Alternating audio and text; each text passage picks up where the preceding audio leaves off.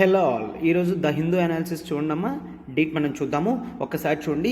మనకి ఎవరైతే యూట్యూబ్లో ఫాలో అవుతున్నారో వాళ్ళందరికీ కూడా a big turn of thank అనమాట. ఎందుకంటే సురేష్ సార్ ఎల్టీఎక్స్ క్లాసెస్ని మీరు సబ్స్క్రైబ్ చేసుకోవడం మనకి యూట్యూబ్ ఫాలోవర్స్ 50,000+ అనేది దాటడం అనేది జరిగింది అనమాట. సో ఇప్పటికీ కూడా ఎవరైనా సబ్స్క్రైబ్ చేయకపోతే మాత్రం ఖచ్చితంగా మన ఛానల్ని సబ్స్క్రైబ్ చేసుకోండమ్మా. మన క్లాసెస్ నుంచి చాలా వీడియోస్ అనేవి అప్లోడ్ అవుతూ ఉంటాయి ఎల్టీఎక్స్ క్లాసెస్ నుంచి. అవన్నీ మీకు మిస్ అవ్వకన్నా సబ్స్క్రిప్షన్ అనేది మీకు యూజ్ అవుతుంది అనమాట. సో సబ్స్క్రైబ్ చేసుకుంటే ఖచ్చితంగా ప్రతి వీడియో కూడా మీకు వస్తుంది, ఓకేనా. And we're here to it's a feel good moment అమ్మ. It's a feel good moment, right. So ఈ మూమెంట్ ప్రతి ఒక్కరికి కూడాను and under the visionary guidance of Suresh sir institute అనేది చాలా స్ట్రాంగ్ ఎనఫ్ అవుతుంది. 50,000+ సబ్స్క్రైబర్స్ అనేది పొందడం అంత ఈజీ టాస్క్ కాదమ్మా. So we should thank our YouTube subscribers, okay. Yes, welcome to LTX classes. ఈరోజు మనం ద హిందూ అనాలిసిస్ చూద్దాం.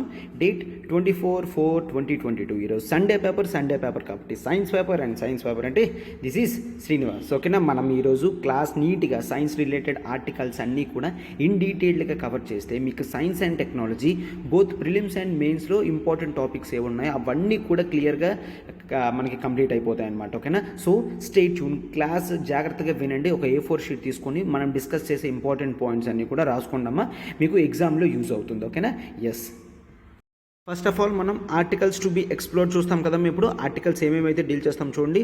WTO May is curbs on Indian grain exports, okay. Indian grain exports గురించి WTOతో మాట్లాడడానికి వెళ్ళడం అనేది జరిగింది. ఆర్టికల్ ఏంటో అక్కడ క్లియర్గా చూద్దాం, ఓకే.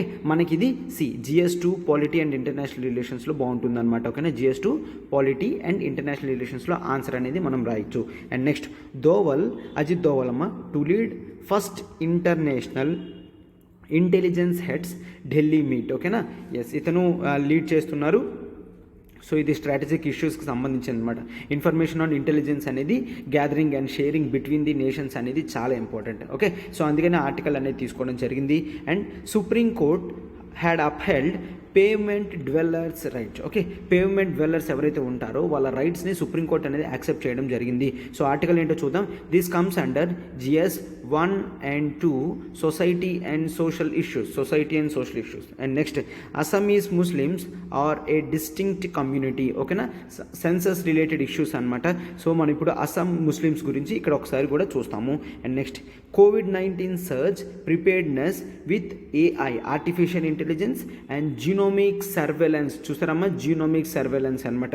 సో COVID-19 సర్జ్ అనేది మనం ఆర్టిఫిషియల్ ఇంటెలిజెన్స్తోని జీనోమిక్ సర్వేలెన్స్తో కంట్రోల్ చెయ్యొచ్చు అని సైన్స్ అండ్ టెక్నాలజీ ఆర్టికల్ వచ్చింది, అది చూస్తాము. And next why are blue stragglers stars different from the norm, okay.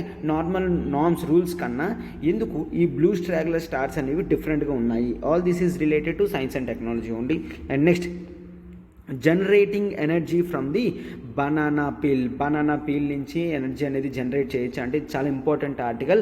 మనము ఆర్టికల్ని ఇన్ డీటెయిల్గా సైన్స్ అండ్ టెక్నాలజీ పర్స్పెక్టివ్తో యూస్ చేస్తే మీకు ఖచ్చితంగా ప్రిలిమ్స్లో క్వశ్చన్ వచ్చినా లేదంటే మెయిన్స్లో కూడా సజెషన్స్లో మీరు యాడెడ్ అడ్వాంటేజ్గా ఈ పాయింట్ అనేది పెట్టచ్చు. లైక్ మనకి వేస్ట్ అవుతుంది కదమ్మా, చాలా వరకు వేస్ట్ ఎనర్జీ ప్లాంట్స్ కూడా మనకు ఉన్నాయి. ఇటువంటి టెక్నాలజీ అనేది వస్తే ఇంకా రెన్యూబుల్ సోర్స్ ఆఫ్ ఎనర్జీ అనేది మనం తెచ్చుకోవచ్చు, అవునా. సో అందుకని ఈ ఆర్టికల్ కూడా చూస్తామన్నమాట. సో ఇప్పుడు చూడండి ఆర్టికల్స్ 1 by 1 మనం జాగ్రత్తగా నీట్గా డీల్ చేద్దాం. అండ్ అంతకుముందు ఒక్కసారి చూడమ్మా, మనం ఇన్స్టిట్యూట్లో 50K సెలబ్రేషన్స్ అనేవి చేస్తున్నాము. 50K సెలబ్రేషన్స్ అనేవి సురేష్ సార్ ఈ శుభ సందర్భంలో స్టూడెంట్స్ అందరితో సెలబ్రేట్ చేయాలి అని చెప్పేసి మనము ఆఫర్స్ అనేవి పెట్టడం జరిగింది అమ్మ. మన ప్రతి కోర్స్ మీద కూడా అయితే 10,000 డిస్కౌంట్ కానీ లేదంటే 10% డిస్కౌంట్ కానీ రావడం అనేది జరిగింది, ఓకేనా. సో ఒక్కసారి చూడండి, మనం UPSC online, UPSC offline, APPSC group 1, TSPSC group 1 అనేది పెట్టడం జరిగింది. ఇక్కడ NCERT foundation course and optionals అనేవి పెట్టడం జరిగింది. UPSC హైదరాబాద్, మనం UPSC ఆఫ్లైన్ అనేది హైదరాబాద్, విశాఖపట్నం అండ్ శ్రీకాకుళం ఈ 3 డిస్ట్రిక్ట్స్లో కూడా ఆఫ్లైన్ బ్రాంచ్ అనేది మనం ఎస్టాబ్లిష్ చేయడం జరిగింది. ఇక్కడ హైదరాబాద్ బ్రాంచ్లో ఆఫ్లైన్ పాలిటీ నేను డీల్ చేస్తున్నానమ్మా. ఎవరైనా కూడా వచ్చి నన్ను కలవాలి అనుకున్నా కూడా హైదరాబాద్ బ్రాంచ్కి వచ్చి నన్ను కలవచ్చు, ఓకేనా. ఎస్, పాలిటీ నేను ఆఫ్లైన్ అనేది డీల్ చేస్తున్నాను, ఓకే. అండ్ నెక్స్ట్ మనకి UPSC ఆఫ్లైన్లో GS అండ్ SI టాపిక్స్ అన్నీ కూడా క్లియర్ అవుతాయి. మరొకటి చూడమ్మా, ఒక డబల్ ధమాకా ఆఫర్ ఉంది. ఏంటి అంటే అది కేవలం 30th ఏప్రిల్ వరకే, 30th ఏప్రిల్ వరకే. ఒకటి ఏంటి, ఫీజెస్ అన్నీ తగ్గాయి. యూపీఎస్సీ ఆన్లైన్ 60,000 కాదు, ఇప్పుడు 50,000 మాత్రమే. అండ్ యూపీఎస్సీ ఆఫ్లైన్ 70,000 కాదు, 60,000 మాత్రమే. అండ్ ఏపీఎస్సీ టీఎస్పీసీ గ్రూప్ 1 45,000 కాదు, 30,000 మాత్రమే. ఓకేనా. సో అండ్ నెక్స్ట్ ఇప్పుడు చూడండి, ఈ ఎన్సీఆర్టీ ఫౌండేషన్ ఎంత ఇంపార్టెంటో మనకు తెలుసు, రైట్. అటువంటి ఎన్సీఆర్టీ ఫౌండేషన్ కోర్స్ చాలా ఇంపార్టెంట్ అయింది. మనం కేవలం 13,500 రూపీస్కే పెట్టడం అనేది జరిగింది. అండ్ ఆప్షనల్స్, మార్కెట్లో ప్రొవైడ్ చేసే ఆప్షనల్ కోర్స్ కన్నా మనము 50%కే ప్రొవైడ్ చేయడం జరుగుతుంది. అండ్ ఇది చాలా రీజనబుల్ అమౌంట్. అండ్ మనం 100% క్వాలిటీ అనేది ఖచ్చితంగా ఇస్తామన్నమాట. అండ్ ఒకసారి మరొక ఆఫర్ ఏంటి అంటే, యూపీఎస్సీ ఆఫ్లైన్ అనేది మీరు ఇప్పుడు తీసుకుంటే UPSC online and APSC TSPSC group 1 ఇవన్నీ కూడా మీకు కంప్లీట్గా కాంప్లిమెంట్ కింద వస్తుంది అనమాట. సో మీరు అస్సలు డిలే చేయకండి. వెంటనే దీని గురించి తెలుసుకోవాలంటే మేడం చూడండి, ఈ నెంబర్ ప్రత్యూష మేడంది. మేడంకి కాల్ చేసి మీకు ఏ డౌట్స్ ఉన్నా కూడా మీరు ఎంక్వైరీ అనేది చేయొచ్చు. సబ్స్క్రిప్షన్ కూడా మేడంకి కాల్ చేస్తే సరిపోతుంది అనమాట. ఈ ఆఫర్స్ అనేవి ఆల్రెడీ పెరగాల్సిందేనమ్మా, బట్ మనం 50,000 యూట్యూబ్ సబ్స్క్రైబర్స్ అయినందువలన మనము డేట్ అనేది ఎక్స్టెన్షన్ చేయడం అనేది జరిగింది అనమాట. సో ఇదే మంచి అవకాశం కాబట్టి మీరు ఈ టైంలోనే జాయిన్ అయితే చాలా మంచిదమ్మా. ఓకేనా. ఆప్షనల్స్ వరకు కూడా నేను ఆప్షనల్ అనేది ఆంథ్రోపాలజీ డీల్ చేస్తున్నాను, రైట్. ఆంథ్రోపాలజీ డీల్ చేస్తున్నాను. అండ్ ఆప్షనల్ మొత్తం కేవలం 4 monthsలోనే కంప్లీట్ అయిపోతుంది. ఎందుకంటే ఆంథ్రో అనేది చాలా తక్కువ సిలబస్ అమ్మ. 4 monthsలో మనకు ఖచ్చితంగా కన్ఫర్మ్గా క్లియర్ అయిపోతుంది అనమాట. సో ఇప్పుడు మనం ఆర్టికల్స్ 1 by 1 ఒకటి జాగ్రత్తగా చూడండి అమ్మా. డేట్ అయితే మిస్ కాకండి. ఇట్ ఈస్ 30th ఏప్రిల్ కల్లా మీరు సబ్స్క్రిప్షన్ అనేది వెంటనే చేసుకుంటే మీకు కోర్స్ బెనిఫిట్స్ అనేవి ఉంటాయన్నమాట. సో ఇప్పుడు ఆర్టికల్స్ అనేవి చూడండి అమ్మా. ఫస్ట్ ఆర్టికల్ ఏంటమ్మా, WTO May is curbs on Indian grain exports అనమాట. సో ఒకసారి మీరు చూస్తే WTO అనేది ఒక ఇంటర్ గవర్నమెంటల్ ఆర్గనైజేషన్ అనమాట. పేరులోనే ఉంది, వరల్డ్ ట్రేడ్ ఆర్గనైజేషన్ అండి. అంటే ట్రేడ్ రిలేటెడ్ ఇష్యూస్ అన్నీ కూడా గ్లోబల్ లెవెల్లో మెంబర్స్ అందరూ కూర్చొని ఇక్కడ డిస్కషన్ చేస్తారు.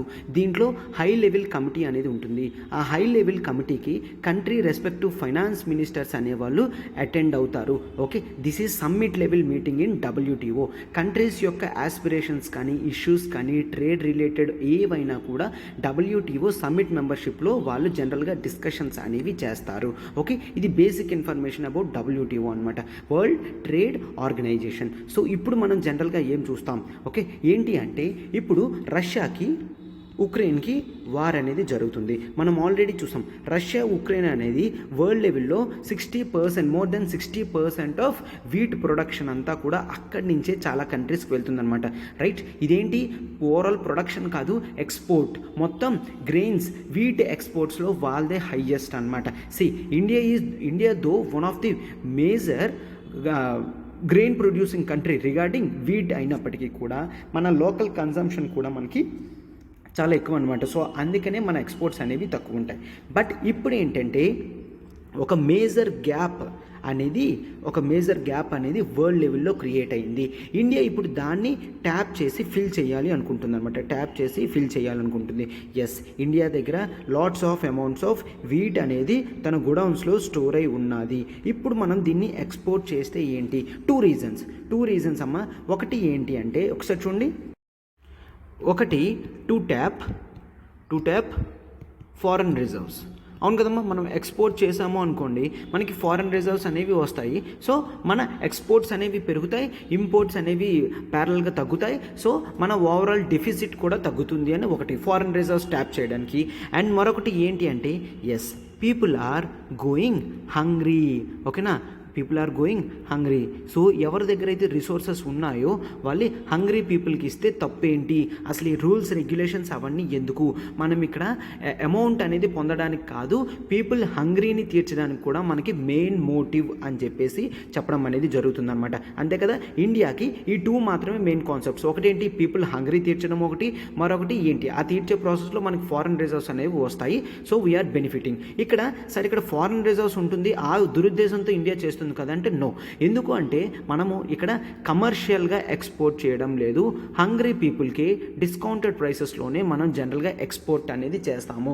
సో ఇండియా అనేది ఒక గుడ్ గోల్తోనే ఇవ్వడం అనేది జరుగుతుంది. కమర్షియల్ ఎక్స్పోర్ట్ అనేది చేస్తున్నామంటే అప్పుడు ఫారిన్ రిజర్వ్స్ మీద ఎక్కువ కాన్సన్ట్రేషన్ ఉండడం. సో బట్ మెయిన్ మనకు కాన్సెప్ట్ ఏంటి, ఈ మోరల్ కాన్సెప్ట్. పీపుల్ అనేవాళ్ళు చాలా హంగ్రీ ఫీల్ అవుతున్నారు. Like major nations like Egypt, వీళ్ళందరూ కూడా వీట్ ఇంపోర్ట్స్ మీద ఎవరు, రష్యా అండ్ ఉక్రెయిన్ మీద ఆధారపడి ఉంటున్నారు. సో ఇప్పుడు ఈ సౌత్ ఆఫ్రికన్ కంట్రీస్ కానీ లేదంటే ఈజిప్ట్ లాంటి కంట్రీస్ కానీ ఇవన్నీ కూడాను వీటి గురించి చూస్తున్నారనమాట. సో ఇండియా దగ్గర చాలా lots of amounts of reserves అనేవి ఉన్నాయి. ఇప్పుడు వాటిని మనం ఎక్స్పోర్ట్ చేయాలి అని చెప్పేసి మన Indian finance minister Nirmala Sitharaman ji ఆమె వాషింగ్టన్కి వెళ్ళడం అనేది జరిగింది, WTO అఫీషియల్స్తో మాట్లాడి కూర్చొని చెప్పడానికి. సో మనకి ఇండియాలో ఏం జరుగుతుందమ్మా, మనకి ఇండియాలో MSP అనే కాన్సెప్ట్ ఉంది, మినిమం సపోర్ట్ ప్రైస్ అనమాట. ఈ MSP ప్రైస్తో ఏంటి అంటే ఫార్మర్ ఎప్పుడైనా కూడా తన గవర్నమెంట్ చెప్పిన MSP ప్రైస్ కన్నా ఒకవేళ మార్కెట్లో ఎక్కువ ఉందంటే మార్కెట్లో అమ్ముకోవచ్చు, లేదు అంటే గవర్నమెంట్ డిజిగ్నేటెడ్ సెంటర్స్కి వచ్చి లైక్ FCI కానీ స్టేట్ కార్పొరేషన్స్ కానీ అక్కడికి వచ్చి తన గ్రెయిన్స్ని అంటే లైక్ వీట్ కానీ రైస్ కానీ ఏవేవైతే MSPలో చెప్పడం జరిగిందో అవన్నీ కూడా ఆ చెప్పిన ప్రైస్కి కొంటారు. అండ్ నెక్స్ట్ మెయిన్ మనం రైస్ అండ్ వీట్ ఈ రెండు చూసుకుంటే ఈ రెండు మీద కూడా మనం అన్లిమిటెడ్ ప్రొక్యూర్మెంట్ అనేది ఫాలో అవుతున్నాం. Unlimited procurement. Sir unlimited procurement అంటే ఏంటి? అన్లిమిటెడ్ ప్రొక్యూర్మెంట్ అంటే కొనుక్కోవడం తీసుకోవడం అనమాట. అన్లిమిటెడ్ ప్రొక్యూర్మెంట్ అంటే మనము ఏ లిమిట్ కూడా పెట్టకన్నా మ్యాక్సిమం అనేది రైస్ వీట్ అనేది ఎంతమంది ఇచ్చినా తీసుకుంటాము. ఓకేనా? గవర్నమెంట్ అప్రూవ్డ్ క్వాలిటీలో ఉంటే గవర్నమెంట్ అప్రూవ్డ్ MSP అనేది కన్ఫామ్గా ఇవ్వడం అనేది జరుగుతుంది. లేదు నేను మార్కెట్లో ఇంకా ఎక్కువ సంపాదించుకోవాలనుకున్నా గవర్నమెంట్ ఫోర్స్ చేయదమ్మా. గవర్నమెంట్ ఎప్పుడు కూడా MSP మీద తీసుకోండి అని ఫోర్స్ చేయదు. ప్రజలకి కావాలంటే మార్కెట్లో తక్కువ రేటుకైనా అమ్ముకోవచ్చు. బట్ ఇక్కడ MSPకి అయితే గవర్నమెంట్ చెప్పిన ప్లేసెస్లోకి వస్తే గవర్నమెంట్ ఖచ్చితంగా MSP ఇచ్చుకుంటుంది అని చెప్తున్నారు అనమాట. ఓకేనా? సో ఇప్పుడు ఇండియాకి ఏంటి, ఇండియా MSP కింద వీట్ అనేది కొంటుంది. MSP కింద వీట్ అనేది కొని బట్ మనం ఏం చేస్తున్నామంటే ఆ వీట్ అంతా కూడా మనం PDS ఫామ్లో ఇస్తున్నాం, పబ్లిక్ డిస్ట్రిబ్యూషన్ సిస్టమ్. అంటే రేషన్ కార్డ్స్ ఇచ్చి అవి చాలా తక్కువ అమౌంట్కి ఇస్తున్నాం అనమాట. ఫర్ ఎగ్జాంపుల్ మనం రైస్ చూసుకున్నట్టయితే రైస్ ఎంత అవుతుంది, మొత్తం టోటల్ సమ్వేర్ అరౌండ్ 35 రూపీస్ అవుతుంది. బట్ మన ఇష్యూ ప్రైస్ ఎంత, ఇష్యూ ప్రైస్ కేవలం 1 rupee are 2 rupees or so and so. అవునా? ఆ ప్రైసెస్లోనే మనకి రైస్ అనేది దొరుకుతుంది. సో అంటే ఈ మిగిలిన డిస్టెన్స్ అమౌంట్ ఎంతైతే ఉందో 35 రూపీస్కి 2 రూపీస్కి 3 రూపీస్కి ఆ అమౌంట్ మొత్తం కూడా గవర్నమెంట్స్ వాళ్ళు బేర్ చేస్తున్నారు. ఓకేనా? గవర్నమెంట్స్ వాళ్ళు బేర్ చేస్తున్నారు కాబట్టి ఒకవేళ గవర్నమెంట్ అనేది MSP ప్రైసెస్లో కొని రైతులకు ఎక్కువ ఇచ్చి అది ఒకవేళ ఎక్స్పోర్ట్ లెవెల్ అప్పుడు చాలా తక్కువ ప్రైస్కి అమ్మితే గ్లోబల్ లెవెల్లో కాంపిటీషన్ అనేది పెరిగిపోతుంది. WTO ఎప్పుడు కూడా అట్లా చేయదు. ఏంటి, నువ్వు సపోర్ట్ చేస్తున్నావు. ఈ MSP ఇవన్నీ కూడా ప్రైస్ సపోర్ట్ మెకానిజమ్స్ అని అంటారనమాట. Price support mechanism. మనం WTO రూల్స్ తీసుకుంటే మనకి డి మినిమస్ ప్రిన్సిపల్స్ అనేవి ఉంటాయి. డి మినిమస్ ప్రిన్సిపల్స్ ఉంటాయి. అండ్ డి మినిమస్ ప్రిన్సిపల్స్ ఏంటంటే మనం 10%, మనం డెవలపింగ్ కంట్రీ కాబట్టి 10% ఆఫ్ ఓవరాల్ ప్రొడక్షన్ మీద మనము సబ్సిడీ అలాంటివి ఇవ్వచ్చు. ఓకేనా? ఓవరాల్ సబ్సిడీ ఎంత ఇవ్వచ్చు, 10% మీద. మనం ఆల్రెడీ ఇప్పుడు MSP మీద కొన్నాము. ఇప్పుడు ఈ MSP మీద కొనేది వేరే కంట్రీలో ఎక్స్పోర్ట్ చేయొచ్చా, పర్వాలేదా, మనం చేస్తే ఎటువంటి మెషర్స్ తీసుకోవాలి అని మాట్లాడడానికి WTOకి వెళ్ళాం. జనరల్గా WTO ఇలాంటివి ఒప్పుకోదు. ఎందుకంటే MSP మీద కొంటున్నావంటే నువ్వు కేవలం పబ్లిక్ డిస్ట్రిబ్యూషన్ సిస్టమ్ గురించి మాత్రమే యూజ్ చేయాలి తప్ప వేరే కంట్రీస్కి ఎక్స్పోర్ట్ చేయకూడదు అని చెప్తున్నాను అనమాట. బట్ గవర్నమెంట్ చాలా స్ట్రాంగ్గా వచ్చింది. ఏంటని, మాకు ఇక్కడ కమర్షియల్ మోటివ్ కాదు, ప్రపంచంలో చాలామంది కూడా హంగ్రీతో పడుకోవాల్సి వస్తుంది. సో అటువంటి కంట్రీస్కి మేము ఎక్స్పోర్ట్ చేస్తే ఏంటి, ఈ ఇయర్ కూడా మాకు బంపర్ క్రాప్ అనేది రాబోతుంది వాటిల్లో. సో ఆల్రెడీ మాకు ఏదైతే ఉందో మేము ఇప్పటికే ఒక 20 కంట్రీస్తో మాట్లాడడం అనేది జరిగింది. వాళ్ళందరూ కూడా మా దగ్గర నుంచి రైస్ అనేవి కొనడానికి ఇష్టంగా ఉన్నారు. And some 15 million tons of wheat అనేది ఈసారి మేము ఎక్స్పోర్ట్ చేద్దామన్న టార్గెట్ అనేది పెట్టుకున్నాము అని చెప్తున్నారు అనమాట. ఓకేనా. సో ఖచ్చితంగా మేము ఇటువంటివి చేసి తీరుతాము అని చెప్పేసి అనుకుంటుంది, మాట్లాడడానికి వెళ్ళింది. ఏవైనా లీగల్ లూప్ హోల్స్ ఉన్నా కూడా అవంతా సాల్వ్ చేయడానికి WTOకి వెళ్ళడం అనేది జరిగింది. అండ్ రీసెంట్గా కూడా Indian foreign minister and defence minister and USA counter parts, దాన్ని మనం 2+2 డైలాగ్ అంటాం కదమ్మా, 2+2 డైలాగ్. ఆ 2+2 డైలాగ్లో కూడా మనం వీటి గురించి మాట్లాడడం అనేది జరిగింది. ఏంటని, India is ready to export అని చెప్పేసి. ఓకేనా. ఎస్, ఇది ఆర్టికల్ అమ్మా. మనకి ప్రిలిమ్స్లో వస్తే ఏ విధంగా వస్తుందంటే like de minimis principle 10% for developing country, and developed అయితే లైక్ US కానీ UK అయితే లైక్ 5% అనమాట. ఎస్. అండ్ నెక్స్ట్ జనరల్గా WTO మెయిన్ ఉద్దేశం ఏంటి, ఇవంతా కూడా వస్తుంది అనమాట. అండ్ నెక్స్ట్ గవర్నమెంట్ అనేది MSP కొంటే ఎక్స్పోర్ట్ చేయడానికి ఖచ్చితంగా WTO పర్మిషన్ ఉండాలి. WTO పర్మిషన్ గురించి మనం వెళ్ళట్లేదమ్మా. WTO కొన్ని రూల్స్ అనేవి పెట్టింది, అవి చాలా టిపికల్గా ఉన్నాయి. But this is the time of COVID-19 and war situations కాబట్టి హ్యుమానిటేరియన్ గ్రౌండ్స్తో ఈ సిచ్యువేషన్స్ అనేవి కూడా ప్రతిదీ పక్కన పెట్టాలి అనేది బాడీ ఉద్దేశం అనమాట. ఓకేనా, ఆర్టికల్ ఉద్దేశం. సో ఈ విధంగా చెప్పడం అనేది జరిగింది. గవర్నమెంట్ ఇట్లా ఎక్స్పోర్ట్ చేస్తే మనం నిజంగా ఫారెన్ రిజర్వ్సే కాదు, గ్లోబల్ లెవెల్లో మన స్ట్రాటజిక్ ఇంపార్టెన్స్ అండ్ క్రైసిస్ సిచ్యువేషన్స్లో ఇండియా ఏ విధంగా వరల్డ్ లెవెల్లో హెల్ప్ చేస్తుంది, వరల్డ్ లెవెల్లో ఏ విధంగా పార్టిసిపేట్ చేస్తుంది అనేది కూడా మనకు క్లియర్గా తెలుస్తుంది అనమాట. ఓకేనా.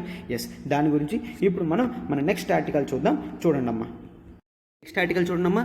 Doval to lead first international intelligence heads Delhi meet అనమాట. ఒక్కసారి చూడండి, దీని బ్యాక్గ్రౌండ్ నుంచి మనం మొత్తం చూద్దాము. ఈ గ్లోబల్ లెవెల్లో మ్యూనిచ్ సెక్యూరిటీ కాన్ఫరెన్స్ అనేది జరుగుతుంటుంది. అండ్ మనం సింగపూర్లో కూడా షాంగ్రీలా డైలాగ్ అనేది జరుగుతుందన్నమాట. షాంగ్రీలా డైలాగ్ కూడా మనకి సింగపూర్లో జరుగుతుందన్నమాట. వీటి మెయిన్ ఉద్దేశం ఏంటంటే, ఆల్రెడీ మనం మ్యూనిచ్ సెక్యూరిటీ కౌన్సిల్ MSC అని చెప్పి ఒకసారి ఆర్టికల్ కూడా ఇన్ డీటెయిల్గా డిస్కస్ చేయడం జరిగింది. దాన్ని నేను ఇన్ షార్ట్లో చెప్తాను చూడండి. మ్యూనిచ్ సెక్యూరిటీ కాన్ఫరెన్స్లో జనరల్గా ఈ షాంగ్రీలా డైలాగ్లో కూడా చాలామంది థింక్ ట్యాంక్స్ అనేవాళ్ళు వస్తారు. సార్ థింక్ ట్యాంక్ అంటే ఏంటి?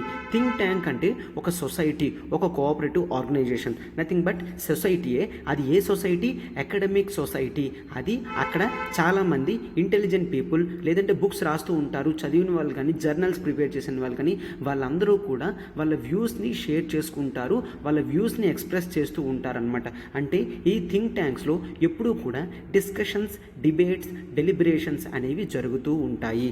ఏం జరుగుతాయమ్మా? Discussions, debates, deliberations. ఓకే, ఇవి అలా జరుగుతూ ఉంటాయన్నమాట. దీంతో నాలెడ్జ్ అనేది ఎక్స్చేంజ్ అవుతుంది, ఇన్ఫర్మేషన్ అనేది ఎక్స్చేంజ్ అవుతుంది అనమాట. సో అటువంటి థింక్ ట్యాంక్స్ అండ్ అఫీషియల్స్ వాళ్ళు కూడా వస్తూ ఉంటారు. ఎక్కడికి? మ్యూనిచ్ సెక్యూరిటీ కాన్ఫరెన్స్లోకి చాలామంది ప్రైవేట్ పీపుల్ వస్తారు, చాలామంది డిఫెన్స్ రిలేటెడ్ కంపెనీస్ వస్తూ ఉంటాయి, చాలామంది డిఫెన్స్ మినిస్ట్రీస్ వస్తూ ఉంటారు. అండ్ ఇటువంటి think tanks related to geo strategic important యొక్క థింక్ ట్యాంక్స్ కూడా ప్రెజెంట్ అవుతూ ఉంటాయి. ఇటువంటి వాటిలో చాలా డిస్కషన్స్, డిబేట్స్, డెలిబరేషన్స్ జరిగి వాళ్ళు ప్రాపర్ పాలసీ రీసెర్చ్ అనేది చేసి అవుట్కమ్స్ అనేవి పెడుతూ ఉంటారు. డిస్కస్ చేసింది ఏంటి, నెక్స్ట్ కల్లా ఏం చేయాలి, ఇవన్నీ కూడా వాళ్ళు చేస్తుంటారు అనమాట. సేమ్ అదే విధంగా షాంగ్రీలా డైలాగ్లో కూడా ఈ విధంగా జరుగుతూ ఉంటుంది. సో మనకి ఇన్ఫర్మేషన్ గ్యాదరింగ్ అండ్ షేరింగ్ అనేది చాలా ఇంపార్టెంట్ కాబట్టి మినిస్ట్రీ ఆఫ్ ఎక్స్టర్నల్ అఫైర్స్ వాళ్ళు ఏం చేశారు, మనకి ఒక మీటింగ్ అనేది పెట్టడం జరిగింది. ఆ మీటింగ్లో హెడ్స్ ఏంటంటే ఎవరెవరు? మనకిప్పుడు national security adviser Ajit Doval, అతని నేతృత్వంలో ఫస్ట్ టైం మనం ఢిల్లీలో ఇటువంటి మీటింగ్ అనేది పెడుతున్నాము. రైట్, గ్లోబల్ లెవెల్లో ఉన్న ఇంటెలిజెన్స్ హెడ్స్ ఎవరెవరైతే ఉన్నారో వాళ్ళందరూ కూడా అటెండ్ అవ్వమని మనం లెటర్స్ అనేవి కూడా పంపిస్తూ ఉన్నామన్నమాట. సో ఇంటెలిజెన్స్ ఏజెన్సీకి సంబంధించిన ఫస్ట్ కాన్ఫరెన్స్ ఇది. సో ఒకవేళ రేపు పొద్దున్న ప్రిలిమ్స్లో క్వశ్చన్ వచ్చింది అనుకోండి, recently held meeting of national security advisers or intelligence heads అన్నారనుకో, this was started in way back 2015, 2020, 10 అనేసి అన్నారంటే రాంగ్. రీసెంట్గా ఇప్పుడు 2022లో జరుగుతుందే ఫస్ట్ మీటింగ్ అనమాట. ఓకేనా, ఆ విధంగా మీరు గుర్తుంచుకోండి. These are on the sidelines of Munich security conference. ఇవి అట్లానే ఉంటాయి కదంటే ఆన్సర్ కూడా అది కూడా ట్రూ. సో ఫస్ట్ టైం మనము ఏం చేస్తున్నాము, ఇంటెలిజెన్స్ ఏజెన్సీ చీఫ్స్ యొక్క గ్యాదరింగ్స్కి ఫస్ట్ టైం మీటింగ్ అనేది పెట్టాము, అది కూడా ఢిల్లీలో. ఓకేనా, intelligence chiefs intelligence chief gatherings. Okay, so వాళ్ళందరూ కూడా ఎటువంటి ప్రాబ్లం ఫేస్ చేస్తున్నారు, ఇష్యూ వస్తే దాన్ని ఏ విధంగా సాల్వ్ చేశారు, అదంతా కూడా ఇక్కడ డిస్కస్ చేయడం అనేది జరుగుతుందన్నమాట. సో ఎవరెవరు వస్తున్నారో చెప్తున్నారు చూడండి ఒకసారి. More than 20 heads of top intelligence and security organisations అనేవి వస్తున్నాయి. More than 20 countries, mostly western countries కానీ వాళ్ళ ఎలియన్సెస్ కానీ, and intelligence chiefs from Australia, Germany, Israel, Singapore, Japan and New Zealand. ఈ కంట్రీస్ అన్నీ కూడా ఆ కంట్రీస్లో ఉన్న ఇంటెలిజెన్స్ చీఫ్స్ అందరూ కూడా వస్తున్నారు. ఆ చీఫ్స్ వస్తున్నారు అండ్ వాళ్ళ డెప్యూటీస్ కూడా వస్తున్నారు అనమాట. సో ఇదంతా కూడా ఫస్ట్ టైం ఎవరు కండక్ట్ చేస్తున్నారు? India's external intelligence agency. మనకేంటమ్మా ఎక్స్టర్నల్ ఇంటెలిజెన్స్ ఏజెన్సీ, మనం దేన్ని అంటాము? Yes, you are right. అది ఏంటది? రా, research analysis wing. Right, research and analysis wing రా అనేది మనకి కండక్ట్ చేస్తుంది. And national security council secretariat. Okay, national security council secretariat. ఈ నేషనల్ సెక్యూరిటీ కౌన్సిల్ సెక్రటేరియట్ మనకి ఈ రెండు కలిపి పెడుతున్నాయి. ఫస్ట్ టైం అజిత్ దోవల్ గారిని లీడ్ చేయమని చెప్పడం అనేది జరిగిందనమాట. And US central intelligence agency వాళ్ళు, కెనడియన్ సెక్యూరిటీ ఇంటెలిజెన్స్ ఏజెన్సీస్ వాళ్ళు కూడా రావాల్సింది, బట్ కొన్ని అర్జెంట్ ఇష్యూస్ వల్ల వాళ్ళు నెక్స్ట్ టైం అటెండ్ అవుతామని చెప్పడం జరిగింది. సో ఈ మీటింగ్స్ అన్నీ కావడం వలన మన క్వాడ్ మీటింగ్ కానీ ఇవన్నీ కూడా డిస్టెన్స్లో పెట్టడం జరిగింది.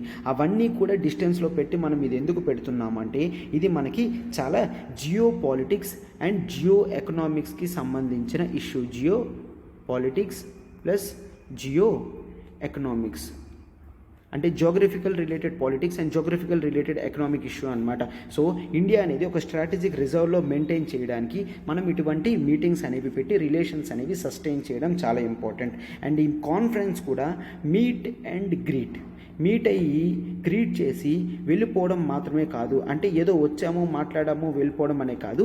ఇప్పుడు మనం మీట్ అండ్ గ్రీట్ నుంచి మోర్ సస్టైన్డ్ పాత్లోకి వెళ్ళాలి. అంటే ఏమైనా డెసిషన్స్ అనేవి తీసుకున్నామంటే కంటిన్యూస్గా వాటిని మనం ఫాలో అప్ చేస్తూ ఉండాలి.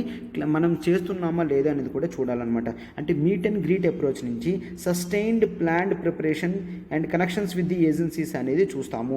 ఇంటెలిజెన్స్ చీఫ్స్ వాళ్ళు చాలామంది రావడం అనేది జరుగుతుంది కాబట్టి ఒక సస్టైన్డ్ పాత్లో కూడా మనం వెళ్ళడానికి మనకు అవకాశం అనేది ఉంటుంది అనమాట. అండ్ ఎస్, ఇక్కడ సిచ్యువేషన్లో not only this one and humanitarian situations కూడా ప్రతిదీ చూస్తూ ఉంటాము. Like nuclear and chemical biological warfares అట్లా చేస్తే కంట్రీస్ ఏం చేయాలి, ఇంటెలిజెన్స్ ఇన్ఫర్మేషన్స్ ఏవైనా వస్తే ఎట్లా గ్యాదర్ చేసుకొని మనము రైట్ ఆర్ రాంగ్గా చూసుకొని వేరే అంటే ఫ్రెండ్లీ కంట్రీస్కి ఆ ఇన్ఫర్మేషన్ అంతా షేర్ చేయడం కానీ వీటన్నిటినీ కూడా ఇప్పుడు మాట్లాడడం అనేది జరుగుతుంది అనమాట. అండ్ ఒకటి ఇది అయిపోయిన తర్వాత మనకి మరో మీటింగ్ కూడా జరుగుతుంది. దాని పేరే రైజీనా డైలాగ్ అని అంటాము. రైజీనా డైలాగ్ ఒక్కసారి దాని గురించి చూడమ్మా. ఈ రైజీనా డైలాగ్ అనేది మనకు ఒక మల్టీలేటరల్ కాన్ఫరెన్స్ లాంటిది. అంటే చాలామంది మెంబర్స్ అనేవాళ్ళు వస్తూ ఉంటారనమాట. వాళ్ళు మోస్ట్ ఛాలెంజింగ్ ఇష్యూస్ ఏవైతే ఉన్నాయో రైజీనా డైలాగ్లో ఎప్పుడు కూడా most challenging issues like defence related కానీ ఎకానమీ రిలేటెడ్ కానీ ఇవన్నీ కూడా ఆ ఎకానమీ కూడా డిఫెన్స్ రిలేటెడ్ ఇష్యూస్ అంటే ఇంటర్నల్ సెక్యూరిటీ కానీ ఎక్స్టర్నల్ సెక్యూరిటీ కానీ వాటి గురించి మాత్రమే. సో అందుకనే most challenging issues facing the global community అనేది ఇన్ టోటోగా మనం డిస్కస్ చేస్తాము. Global community. ఓకే, ఇందులో చాలామంది థింక్ ట్యాంక్స్ వాళ్ళందరూ పార్టిసిపేట్ చేస్తారు. గ్లోబల్ లీడర్స్ అనేవాళ్ళు పార్టిసిపేట్ చేస్తారు. గ్లోబల్ లీడర్స్ పార్టిసిపేట్ చేస్తారు. సివిల్ సొసైటీ పార్టిసిపేట్ చేస్తుంది. బిజినెస్ పీపుల్ పార్టిసిపేట్ చేస్తారు. ఇదంతా కూడా ఢిల్లీలో జరుగుతుంది అని చెప్తున్నారు అనమాట. అండ్ నెక్స్ట్ మనము wide range of international policy matters కూడా ఇక్కడ డిస్కస్ చేస్తాము. అనమాట. ఈ డైలాగ్తో మనం multi stake holder approach, cross sectoral discussions కూడా చూస్తాము. మెయిన్ ఏంటమ్మా? Multi stake holder. ఎందుకంటే ఇక్కడ స్టేక్ హోల్డర్ ఏ ఒక్క కంట్రీ కాదు, చాలా కంట్రీస్ అనేవి ఉంటాయి కాబట్టి మల్టీ స్టేక్ హోల్డర్ అప్రోచ్ అంటాము. And next cross sectoral discussion, cross sectoral discussion కూడా మనం చూడడం అనేది జరుగుతుంది అని చెప్తామన్నమాట. ఓకేనా, ఇది ఎవరు కండక్ట్ చేస్తున్నారంటే ఇండియాలో అబ్జర్వర్ రీసెర్చ్ ఫౌండేషన్, ఓఆర్ఎఫ్ అమ్మ. ఇది ఒక ఇండిపెండెంట్ థింక్ ట్యాంక్ అనమాట. చెప్పాను కదా ఇండిపెండెంట్ థింక్ ట్యాంక్ అని. Observer research foundation plus ministry of external affairs వీళ్ళిద్దరూ కలిపి ఇప్పుడు ఈ ప్రోగ్రామ్ని నీట్గా కండక్ట్ చేయడం అనేది జరుగుతుంది, డిజైన్ అనేది చేయడం జరిగింది అనమాట. ఓకేనా, జనరల్గా అట్లానే మనం ఎవ్రీ ఇయర్ మీటింగ్ పెట్టుకొని రైజినా డైలాగ్లో ఇంపార్టెంట్ ఛాలెంజింగ్ ఇష్యూస్ అన్నీ కూడా ఫేస్ చేసుకొని మాట్లాడుకొని అది ఏ విధంగా సొల్యూషన్ అనేది తీసుకురావాలి అన్నట్టుగా మనం మాట్లాడతాం అనమాట. ఇది రైజినా డైలాగ్ గురించి. అండ్ నెక్స్ట్ మళ్ళీ ఆర్టికల్ వచ్చినప్పుడు మనం చెప్తాము, నీట్గా మొత్తం అంతా కవర్ చేస్తాం అనమాట. ఓకేనమ్మా, సో ఇది ఆర్టికల్. సో ఇది ఏ విధంగా ప్రిలిమ్స్లో వచ్చిన రైజినా డైలాగ్ అంటే దేని గురించి, ఎన్విరాన్మెంట్ గురించా, లేదంటే ఇండస్ట్రీస్ పొల్యూషన్ గురించా, ఇది ఒక కొత్త టెక్నాలజీయా, ఇది ఒక వ్యాక్సినా, లేదంటే ఇంటర్నేషనల్ రిలేషన్స్లో ఇది ఒక స్పిరిటా అనేసి అంటే Raisina dialogue is it is a multilateral conference అని మీరు గుర్తుంచుకోవాలి. మల్టీలేటరల్ కాన్ఫరెన్స్ అని గుర్తుంచుకోవాలమ్మా. సో ఇది మన ప్రిలిమ్స్లోని. అండ్ మెయిన్స్లో కూడా నేను ఏ ఆర్డర్లో చెప్పానో ఆర్డర్లో రాస్తే ఆన్సర్ అనేది ఏ విధంగా వచ్చినా మనకి రైజినా డైలాగ్ కానీ ఈ రెండింటిని కలిపి చెప్పడం అనేది మనం చేస్తే సరిపోతుంది అనమాట. ఓకేనా, ఎన్ఎస్ఏ ఢిల్లీ మీటింగ్ కూడా ఇవన్నీ. ఓకేనా, ఇప్పుడు మనం మన నెక్స్ట్ ఆర్టికల్లోకి వెళ్తున్నాం. ఒక్కసారి చూడండి అమ్మా. నెక్స్ట్ ఆర్టికల్ చూడండి అమ్మా. Supreme court had upheld pavement dwellers right. Okay, ఇది ఎక్కడ జరిగింది? జహంగీర్పురి. సరే సార్, మొన్నటి నుంచి జహంగీర్పురి కేసు అట్లా చెప్తూనే ఉన్నారు, దీంట్లో ఇంకేదైనా స్టైల్ మార్చండి అంటే సో ఇంతవరకు మనం జహంగీర్పురి కేసు ఏంటో చూసాం. బట్ ఇప్పుడు నేను దాన్ని పాలిటీ పర్స్పెక్టివ్లో తీసుకెళ్తే అప్పుడు మీకు ఎగ్జామినేషన్ ఓరియంటేషన్లో ఉంటుంది. పాలిటీ పర్స్పెక్టివ్లో తీసుకెళ్ళి ఇంపార్టెంట్ కేసు అనేది నేను డీల్ చేస్తాను. సో దాన్ని బట్టి మీకు క్లియర్గా అర్థం అనేది అవుతుందన్నమాట. సో ఒక్కసారి చూడండి అమ్మా, దీన్ని నేను పాలిటీ పర్స్పెక్టివ్లోకి తీసుకెళ్తా. జహంగీర్పురిలో ఏమైంది? ఢిల్లీ మున్సిపల్ కార్పొరేషన్ వాళ్ళు రోడ్ సైడ్ ఉన్న ఇన్స్టాల్మెంట్స్ అవన్నీ కూడా పేమెంట్స్, ఇన్స్టాల్మెంట్స్ ఇవన్నీ కూడాను ఎంక్రోచ్ చేయడం జరిగింది. కాబట్టి వీటిని మేము రిమూవ్ చేస్తున్నాము అని చెప్పి రిమూవ్ అనేది చేస్తున్నారు. ప్రజలకు అప్పటికప్పుడు వెంటనే కూడా కోర్టు దగ్గరికి వెళ్ళి, సుప్రీంకోర్టుకి వెళ్ళి స్టే ఆర్డర్ అనేది తీసుకొని రావడం జరిగింది. స్టే ఆర్డర్ తీసుకొచ్చిన తర్వాత కూడా కొన్ని ఇష్యూస్ జరిగిన తర్వాత వాళ్ళు స్టే చేయడం, కార్పొరేషన్ అఫీషియల్స్ ఎవరైతే ఉన్నారో అథారిటీస్ వాళ్ళు స్టే చేయడం అనేది జరిగింది అనమాట. ఓకే, ఒక్కసారి మీరు ఆలోచిస్తే కాస్త దీనికి వెళ్ళండి అమ్మా. పేవ్మెంట్స్ మీద ఇన్స్టాలేషన్స్ ఉన్నాయి అంటే వాళ్ళ సోషో ఎకనామిక్ కండిషన్ ఏంటో మనం ఒక్కసారి ఎక్స్పెక్ట్ చేయగలం, అవునా? సోషో ఎకనామిక్ కండిషన్ పేమెంట్ మీద పెట్టుకున్నారంటే వాళ్ళకంత అర్హత లేదు కాబట్టి రెంటల్స్ అనేవి ఎక్కువ పే చేయలేరు కాబట్టి ఎక్కడ దొరికితే అక్కడ చిన్న చిన్న పేమెంట్స్ మీద షాప్స్ అనేవి పెట్టుకోవడం జరిగింది. సరే, ఇది ఇల్లీగల్ కదా? ఇది క్లియర్గా ఇల్లీగల్ మాత్రమే. గవర్నమెంట్ అనేది ఒప్పుకోదు కదా, రూల్స్ అనేవి ఒప్పుకోవు. బట్ ఇది ఎప్పుడు చేయాలి?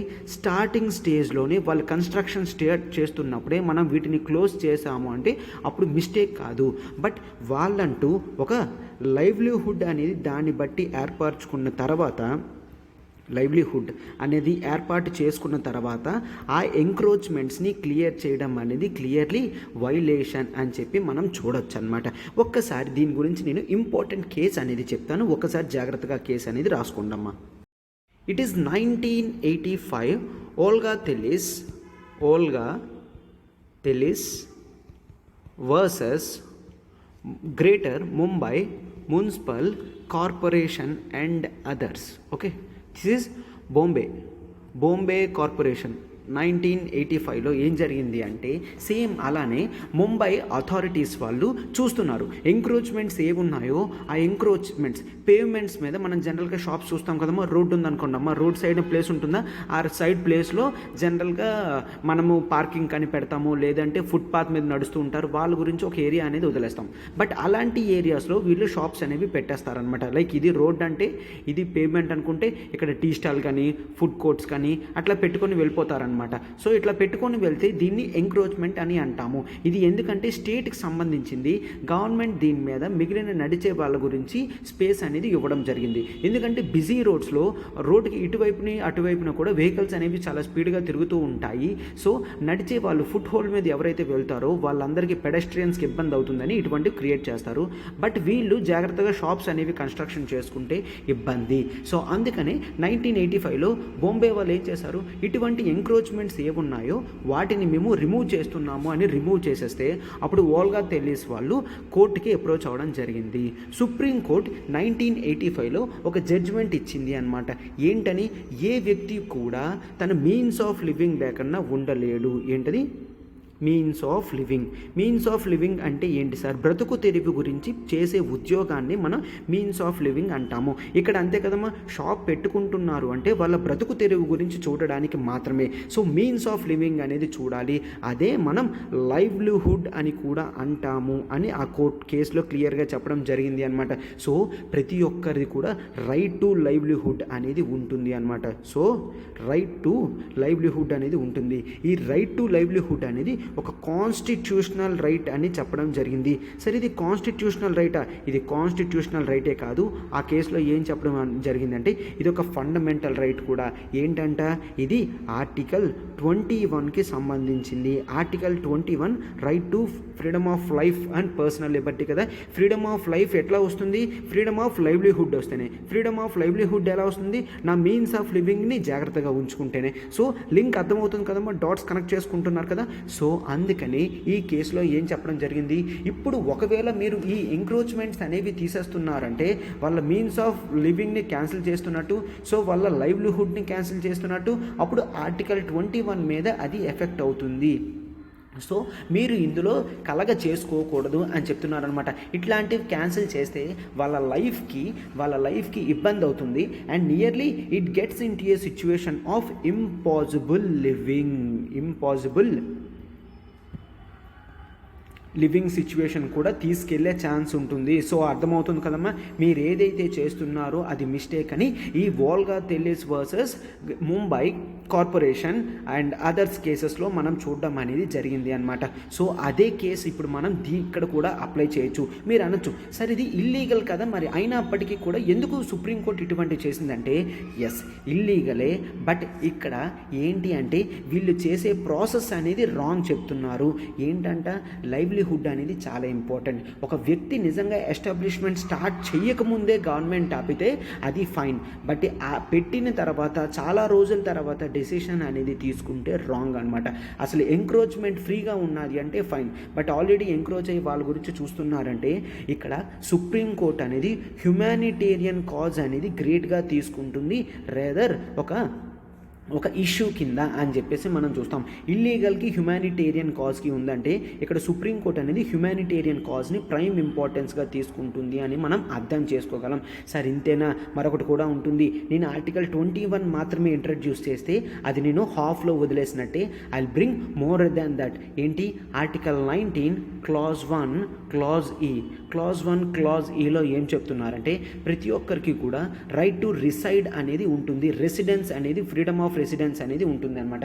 సో ఫ్రీడమ్ ఆఫ్ రెసిడెన్స్ ఉన్నది అని చెప్పేసి ఇటువంటి పేమెంట్స్ ఎంక్రోచ్మెంట్స్ మీద మనం వెళ్ళి నచ్చినట్టు షాప్స్ ఇవన్నీ కూడా పెట్టకూడదు అని కూడా క్లియర్గా కాన్స్టిట్యూషన్ చాలాసార్లు కాన్స్టిట్యూషనల్ అది సుప్రీంకోర్టు జడ్జిమెంట్స్ కూడా ఇవ్వడం అనేది జరిగింది. బట్ ఇక్కడ మనం దేని గురించి చెప్తున్నాము? ప్రొసీజర్ గురించి మాట్లాడుతున్నాము. ఒక్కసారి చూడండి అమ్మా, మనకి క్లియర్గా ఇండియన్ కాన్స్టిట్యూషన్లో మనం ప్రొసీజర్ ఎస్టాబ్లిష్డ్ బై లా అని మాట్లాడతాము. ప్రొసీజర్ ఎస్టాబ్లిష్డ్ బై లా అంటే ఏంటంటే లా ఏ విధంగా చెప్తే ఆ విధంగా తయారు చేయడం అనమాట. అంటే ఇప్పుడు చూడండి, ఎంక్రోచ్మెంట్స్ ఉన్నాయి, ఎంక్రోచ్మెంట్స్ క్లియర్ చేయాలి అని లా చెప్పింది అనుకోండి, ఎగ్జిక్యూటివ్ వాళ్ళు క్లియర్ చేస్తారు అంతే. ఇండియాలో ప్రొసీజర్ ఎస్టాబ్లిష్డ్ బై లా అనేది ఫాలో అవుతాం. బట్ మేనకా గాంధీ కేసు తర్వాత మనం procedure established by law plus fair, just and reasonable అనేది పెట్టాము. ఫెయిర్, జస్ట్ అండ్ రీజనబుల్ అనే క్లాసెస్ని మనం పెట్టడం జరిగింది. సో దీంతో ఏం జరుగుతుందంటే, ఎస్ ఇక్కడ అఫీషియల్స్ వచ్చి ఎస్ నీ ఎంక్రోచ్మెంట్ ఉంది, నీ తీసేస్తున్నా అని అనకన్నా వాళ్ళకి ప్రాపర్ మెషర్ అనేది చూపించాలి. అంటే ఏంటి, నీకు ఒక 1 వీక్ టైం ఇస్తాను, నువ్వు ఈ ప్లేస్ నుంచి వేరే ప్లేస్కి వెళ్ళు. వాళ్ళు అప్పటికి కూడా కదలకపోతే అప్పుడు స్టేట్ ఒక ఇనిషియేషన్ అనేది తీసుకోవాలి. ఏంటని, ఆ ఎంక్రోచ్మెంట్స్ అనేవి ఏమున్నాయో ఆ ఎంక్రోచ్మెంట్ డ్రైవ్ క్లీనింగ్తో పాటు వాళ్ళకి వేరే ఆల్టర్నేటివ్ ప్లేస్ అనేది చూపించే బాధ్యత స్టేట్ మీద ఉంటుంది. ఎందుకు? What we are following the concept of Gandhian socialism or democratic socialism కాబట్టి ఆల్టర్నేటివ్ లైవ్లీహుడ్స్ కూడా చూపించడం గవర్నమెంట్ బాధ్యత అని సుప్రీంకోర్టు చాలా కేసెస్లో చెప్పడం జరిగింది అనమాట. అర్థమవుతుంది కదమ్మా. ఈ ఎంక్రోచ్మెంట్ ఇక్కడ తీసేస్తావు సరిపోతుంది, బట్ ఇక్కడ గవర్నమెంట్ అనేది వాళ్ళ లైవ్లీహుడ్ ఇబ్బంది కాకుండా వేరే ప్లేస్లో చూపించి ఎస్ నువ్వు ఎక్కడ కావాలంటే షాప్ అనేది పెట్టుకో, ఆ ప్లేస్ అనేది కేవలం పీపుల్ మూవ్మెంట్ గురించి, పీపుల్ మూవ్మెంట్కి ఇబ్బంది రాకూడదు అని చెప్పింది అనమాట. సో ఇట్లా మీనింగ్ఫుల్గా ఆల్టర్నేటివ్ సైట్స్ అనేది గవర్నమెంట్ చూపించగలిగితే వాళ్ళకి లైవ్లీహుడ్కి ఇబ్బంది ఉండదు. సో రైట్ టు లైవ్లీహుడ్ అనేది అప్హోల్డ్ అవుతుంది, అంటే freedom of life and personal Liberty కూడా అప్హోల్డ్ అవుతుంది అని చెప్తున్నారనమాట. ఈ ఇష్యూస్ అనేవి చాలా వరకు మనము తీసుకోవాల్సిన అవసరం అనేది ఉంటుంది అనమాట. కేసెస్లో ఇప్పుడు మనకి ఇక్కడ ఈ ఇష్యూస్ అనేవి కేవలం 1-2 స్టేట్స్లోనే కాదు, ఇండియా మొత్తం చూస్తూ ఉంటాము. సో నెక్స్ట్ గవర్నమెంట్ డ్రైవ్ ఏదైనా చేసింది అంటే ఖచ్చితంగా ఓల్గా తెలీస్ కేసు ప్రకారం ఖచ్చితంగా ఎంక్రోచ్మెంట్స్ అనేవి క్లీన్ చేస్తున్నప్పుడు వాళ్ళకి procedure established by law, fair, just and reasonableness అనేది ఉంచాలి. ఎగ్జిక్యూటివ్ వాళ్ళు ఆర్బిట్రరీ డెసిషన్స్ అంటే ఇష్టం వచ్చినట్టు డెసిషన్స్ తీసుకోకుండా ఒక క్లియర్ కట్ రీజనబుల్ ఎక్సెప్షన్స్తో ఆల్టర్నేటివ్ ప్రొవిజన్స్తో డెసిషన్ అనేది తీసుకుంటే చాలా మంచిది అనమాట. అర్థమవుతుంది కదమ్మా. ఇప్పుడు ఈ జహాంగీర్పురి కేసును టోటల్ మొత్తం నేను పాలిటీ పర్స్పెక్టివ్లో నీట్గా పెట్టడం అనేది కేసుతో సహా చెప్పడం అనేది జరిగింది అనమాట. సో ప్రిలిమ్స్లో క్వశ్చన్ వచ్చినప్పటికీ కూడా ఇండియాలో కేవలం ప్రొసీజర్ ఎస్టాబ్లిష్డ్ బై లా మాత్రమే ఫాలో అవుతామంటే నో, మనం ఇండియాలో procedure established by law plus fair, just and reasonableness అనేది ఫాలో అవుతాము అని చెప్పి కూడా క్లియర్గా చెప్పడం అనేది జరిగింది. సో పాలిటీ పర్స్పెక్టివ్లో నీట్గా అర్థమైంది కదమ్మా. ఈ వర్డ్స్, టర్మ్స్ అండ్ టెక్నాలజీస్ ఇవన్నీ కూడా జాగ్రత్తగా చూసుకోవాలన్నమాట. సో పాలిటీ చూసారు కదమ్మా నేను ఏ విధంగా డీల్ చేశానో. సో అట్లాంటిది నా ప్రతి పాలిటీ క్లాస్ కూడా అంతే నీట్గా డీటెయిల్డ్గా డిస్కషన్ అనేది జరుగుతుందన్నమాట. So interested candidates polity recorded classes కావాలంటే కేవలం 5,000 రూపీస్ మీరు పేమెంట్ చేసి నా రికార్డెడ్ క్లాసెస్ అన్నిటికీ కూడా మీరు యాక్సెసిబిలిటీ అనేది పొందగలరు అనమాట. ఓకేనా. కొత్త సైకిల్ జాయిన్ అయింది లేదు, కేవలం పాలిటీ లైవ్ ప్లస్ రికార్డెడ్ కావాలన్నా కూడా మీరు మేడంతో మాట్లాడచ్చు. ఇక్కడ నెంబర్ చూడండి, ఈ నెంబర్ ప్రత్యూష మేడంది. మేడంకి కాల్ చేస్తే మీకు గైడెన్స్ అనేది ఇస్తారు. కేవలం 5,000తో మీరు ఇండియన్ పాలిటీ అనేది స్టార్ట్ చేయొచ్చు. మనం బ్యూటిఫుల్గా కేసెస్ తీసుకొచ్చి ప్రతిదీ చెప్తాం. This is under Srinivas. Okay, yes. ఇక్కడ మనకి లైఫ్ టైం వ్యాలిడిటీ అనేది క్లాసెస్ అనేది యాక్సెసిబిలిటీ ఉంటుంది కాబట్టి మీరు ఏమాత్రం కూడా దాని గురించి ఆలోచించాల్సిన అవసరం కూడా ఉండదు. Right, yes. ఇప్పుడు మన నెక్స్ట్ ఆర్టికల్ డీల్ చేద్దాం. చూడండి అమ్మా.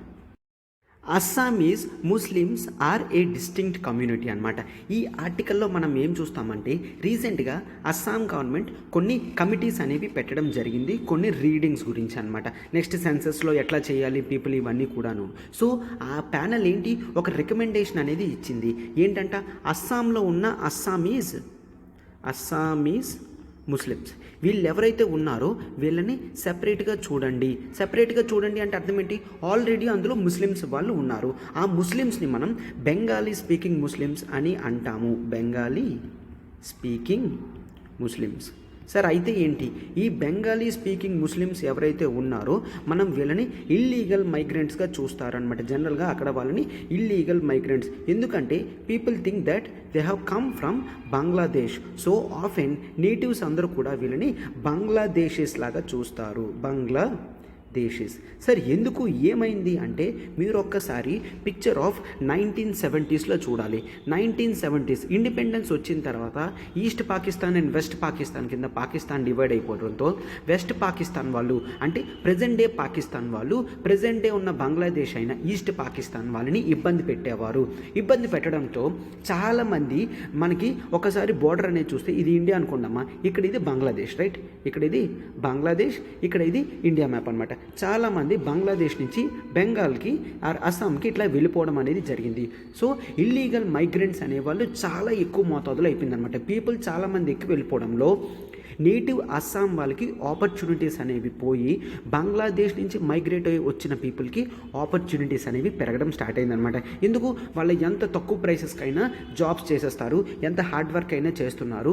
సో దీనివల్ల ఆపర్చునిటీస్ అనేవి వాళ్ళకి వెళ్ళిపోతున్నాయి అనమాట. సో 1971 వార్ తర్వాత 1971 వార్ తర్వాత బంగ్లాదేశ్ లిబరేషన్ అయిపోయిన తర్వాత వాళ్ళ మైగ్రేషన్ మూవ్మెంట్ అనేది క్లోజ్ అయిపోయింది.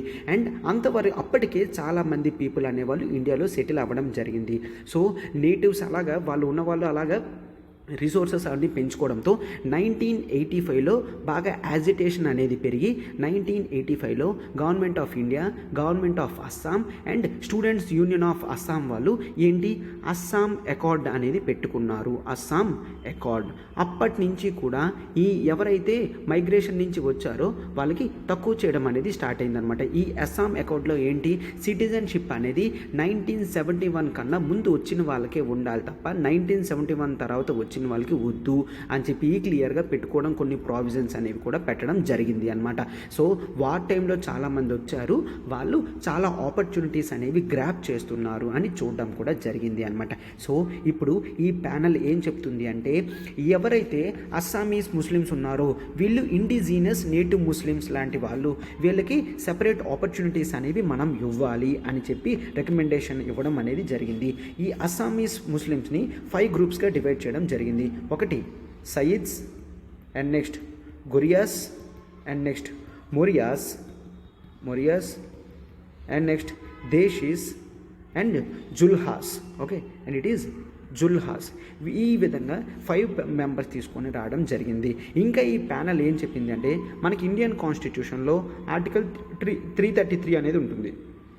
ఈ 333 ప్రకారం ఏంటి అంటే ఆంగ్లో కమ్యూనిటీస్ వాళ్ళకి రిప్రజెంటేషన్ అనేది లేదు అనుకుంటే వాళ్ళకి రిప్రజెంటేషన్ అనేది ఇవ్వాలి అనే ఆర్టికల్ ఉంటుందన్నమాట.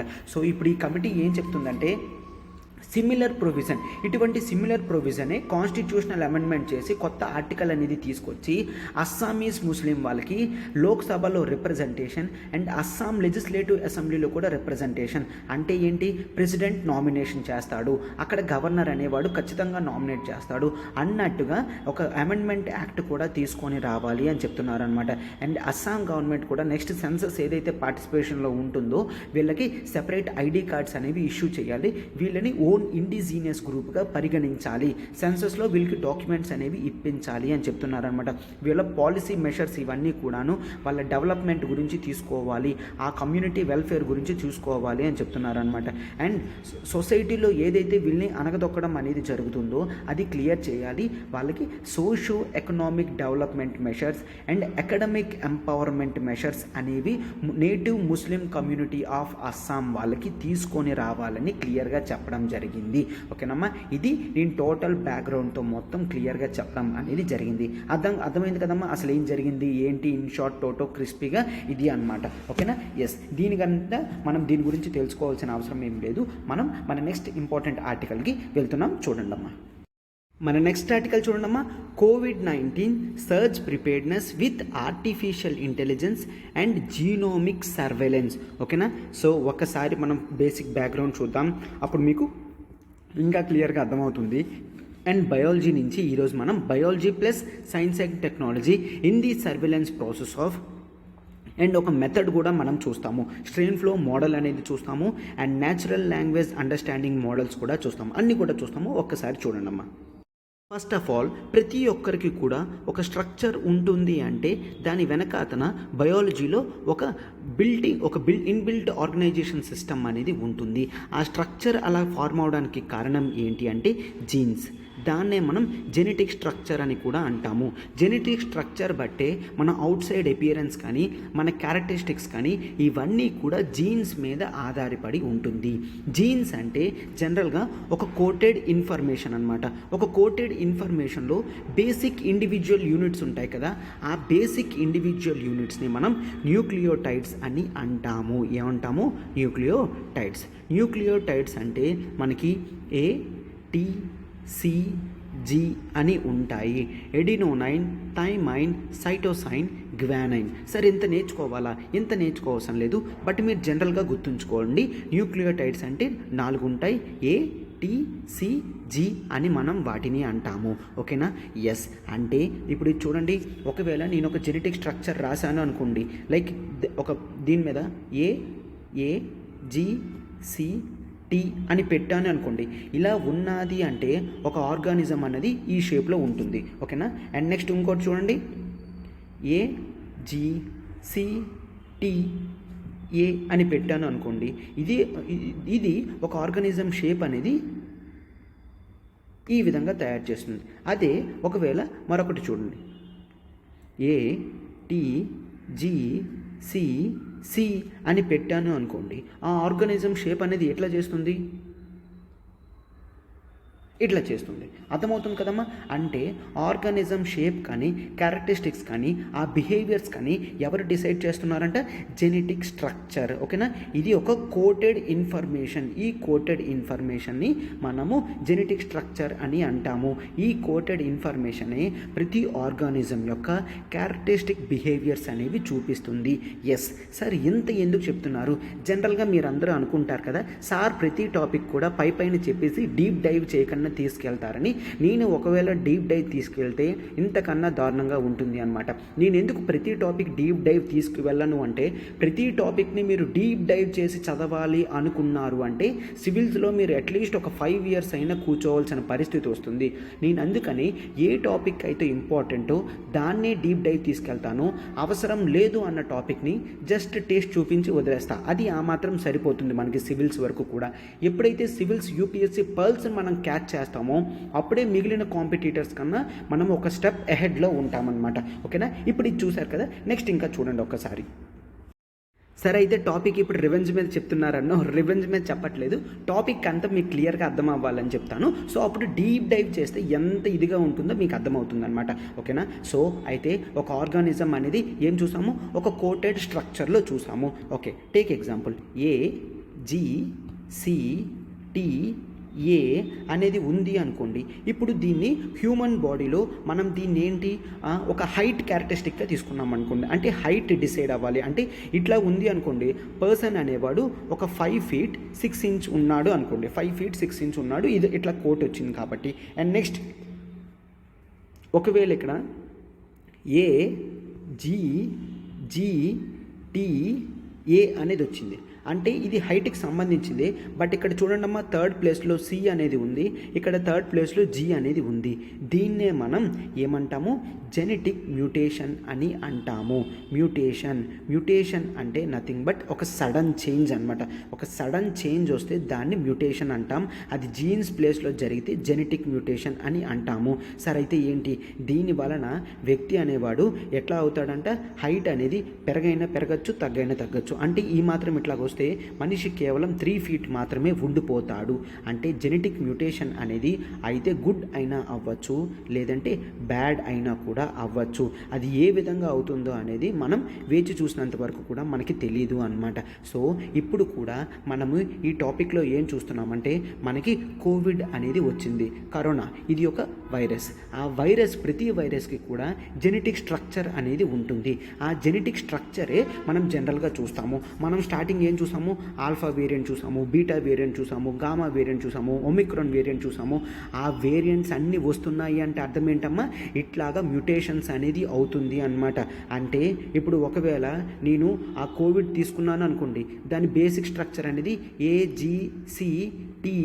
టీ అనుకోండి, ఇట్లా ఉంటే ఆల్ఫా వేరియంట్ అనుకోండి. ఒకవేళ అదే చూడండమ్మా, సి టీ వచ్చిందనుకోండి, అంటే నేను ఎక్కడ చేంజ్ చేస్తున్నాను, ఫస్ట్లో చేంజ్ చేస్తున్నాను. ఆ ఫస్ట్లో చేంజ్ చేయడం వల్ల అదేమైంది, ఆల్ఫా వేరియంట్ కాస్త ఇది బీటా వేరియంట్ అయిపోయింది. అండ్ నెక్స్ట్ ఒకవేళ వెంటనే మరొకటి వచ్చింది, ఏంటంట ఇక్కడ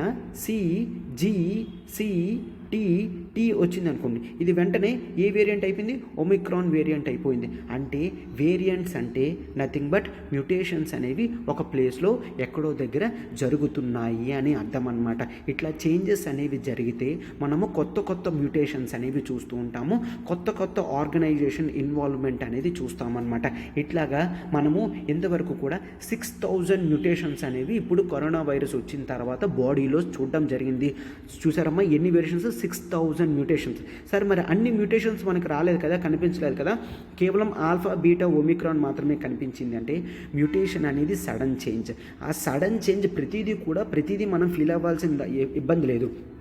ఎప్పుడైతే మ్యూటేషన్ అనేది చాలా స్ట్రాంగ్గా ప్రెజెంట్ అవుతుందో, దానికి లైఫ్ ఎగ్జిస్టెన్స్ అనేది వస్తుందో, అప్పుడు మాత్రమే మనం అబ్జర్వ్ చేయగలము.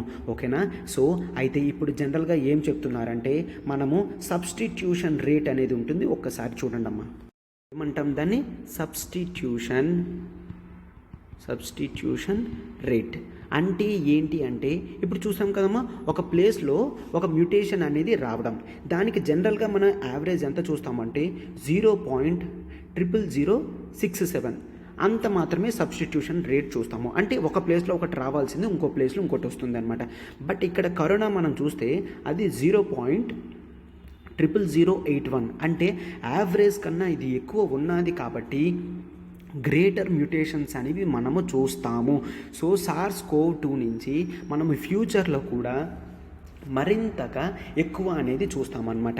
సరే, మ్యూటేషన్స్ ఇవన్నీ కూడా ఎవరు చూస్తారు, ఏ ఆర్గనైజేషన్స్ చూస్తాయి అంటే గ్లోబ్ మొత్తం కూడా కొన్ని కన్సర్షియమ్స్ ఉన్నాయి.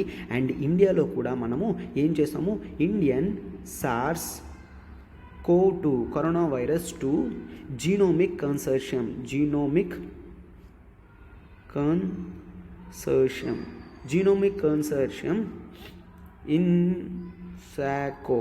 ఇన్సాకాగో అనేది మనం చూస్తాము. SARS-CoV-2 జీనోమిక్ కన్సర్షియం ఇన్సాకాగో చూస్తాము.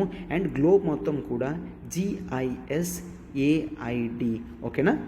ఈ గ్లోబల్ బాడీ ఏం చేస్తుందంటే global initiative for sharing information అనేది షేర్ చేస్తుందంట. Sharing all influenza data.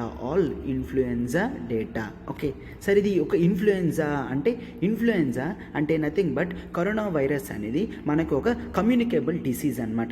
So అందుకనే దీన్ని ఒక ఇన్ఫ్లుయెన్జా కింద డీల్ చేసి చేయడం జరిగింది. ఈ ఇన్ఫర్మేషన్ అంతా కూడా మనం Indian body SARS-CoV-2 genomic consortium and GISAID GSAID ఈ రెండు కూడా వేరియస్ ఇన్ఫర్మేషన్స్ అంతా కూడా కలెక్ట్ చేసి ఏ విధంగా ఎక్కడ మ్యూటేషన్స్ జరుగుతున్నాయో జనరల్గా చూస్తారనమాట. ఇదంతా కూడా ఫ్రీగా చేస్తున్నారు, ఓపెన్ డేటా కింద చేస్తున్నారు. సరే, ఇటువంటి ఓపెన్ డేటా కింద ఎందుకు చేస్తున్నారంటే ఇవి హెల్త్కి సంబంధించింది. సో కమర్షియల్ మోటివ్ ఉండకుండా ఎవరైనా రీసెర్చర్స్ వాళ్ళు కావాలంటే ఈ ఇన్ఫర్మేషన్తో కొత్త మోడల్స్ అనేవి కూడా ప్రిడిక్ట్ చేయొచ్చు అండ్ వ్యాక్సిన్స్ అనేవి కూడా కనిపెట్టచ్చు అన్న ఉద్దేశంతో చేయడం అనేది జరిగింది. సో ఈ విధంగా చాలా ఇన్స్టిట్యూషన్స్ లైక్ యూనివర్సిటీస్ వాళ్ళందరూ కూడా ఈ డేటాను ఉపయోగించి చాలా డిస్కోర్సెస్ కానీ ఇంకా కొత్త మోడల్స్ కానీ ఓపెన్ చేశారు.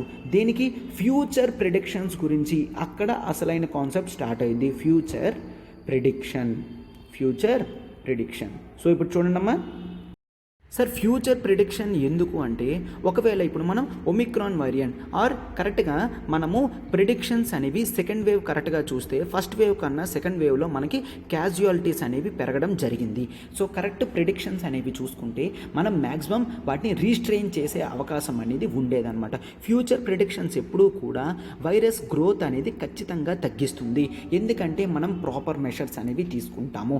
ఈ విధంగా ఫ్యూచర్ ప్రిడిక్షన్స్ అనేవి చాలా వచ్చినప్పటికీ కూడా అవి అంత పర్ఫెక్ట్గా జరగలేకపోయాయి.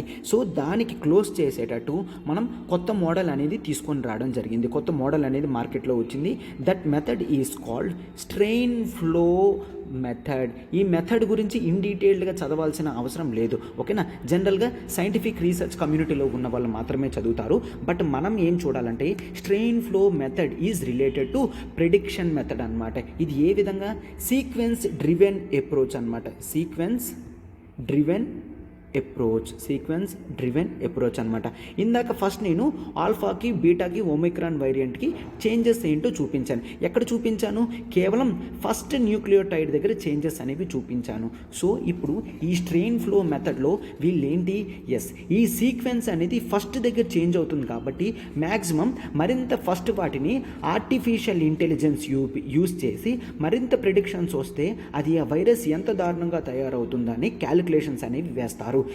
ఫస్ట్ ప్రిడిక్షన్స్ తర్వాత నెక్స్ట్ ఇంకెక్కడైనా సెకండ్ న్యూక్లియోటైడ్ దగ్గర థర్డ్ న్యూక్లియోటైడ్ దగ్గర ఏ విధంగా మారుతుంది అనేవి చూస్తారనమాట.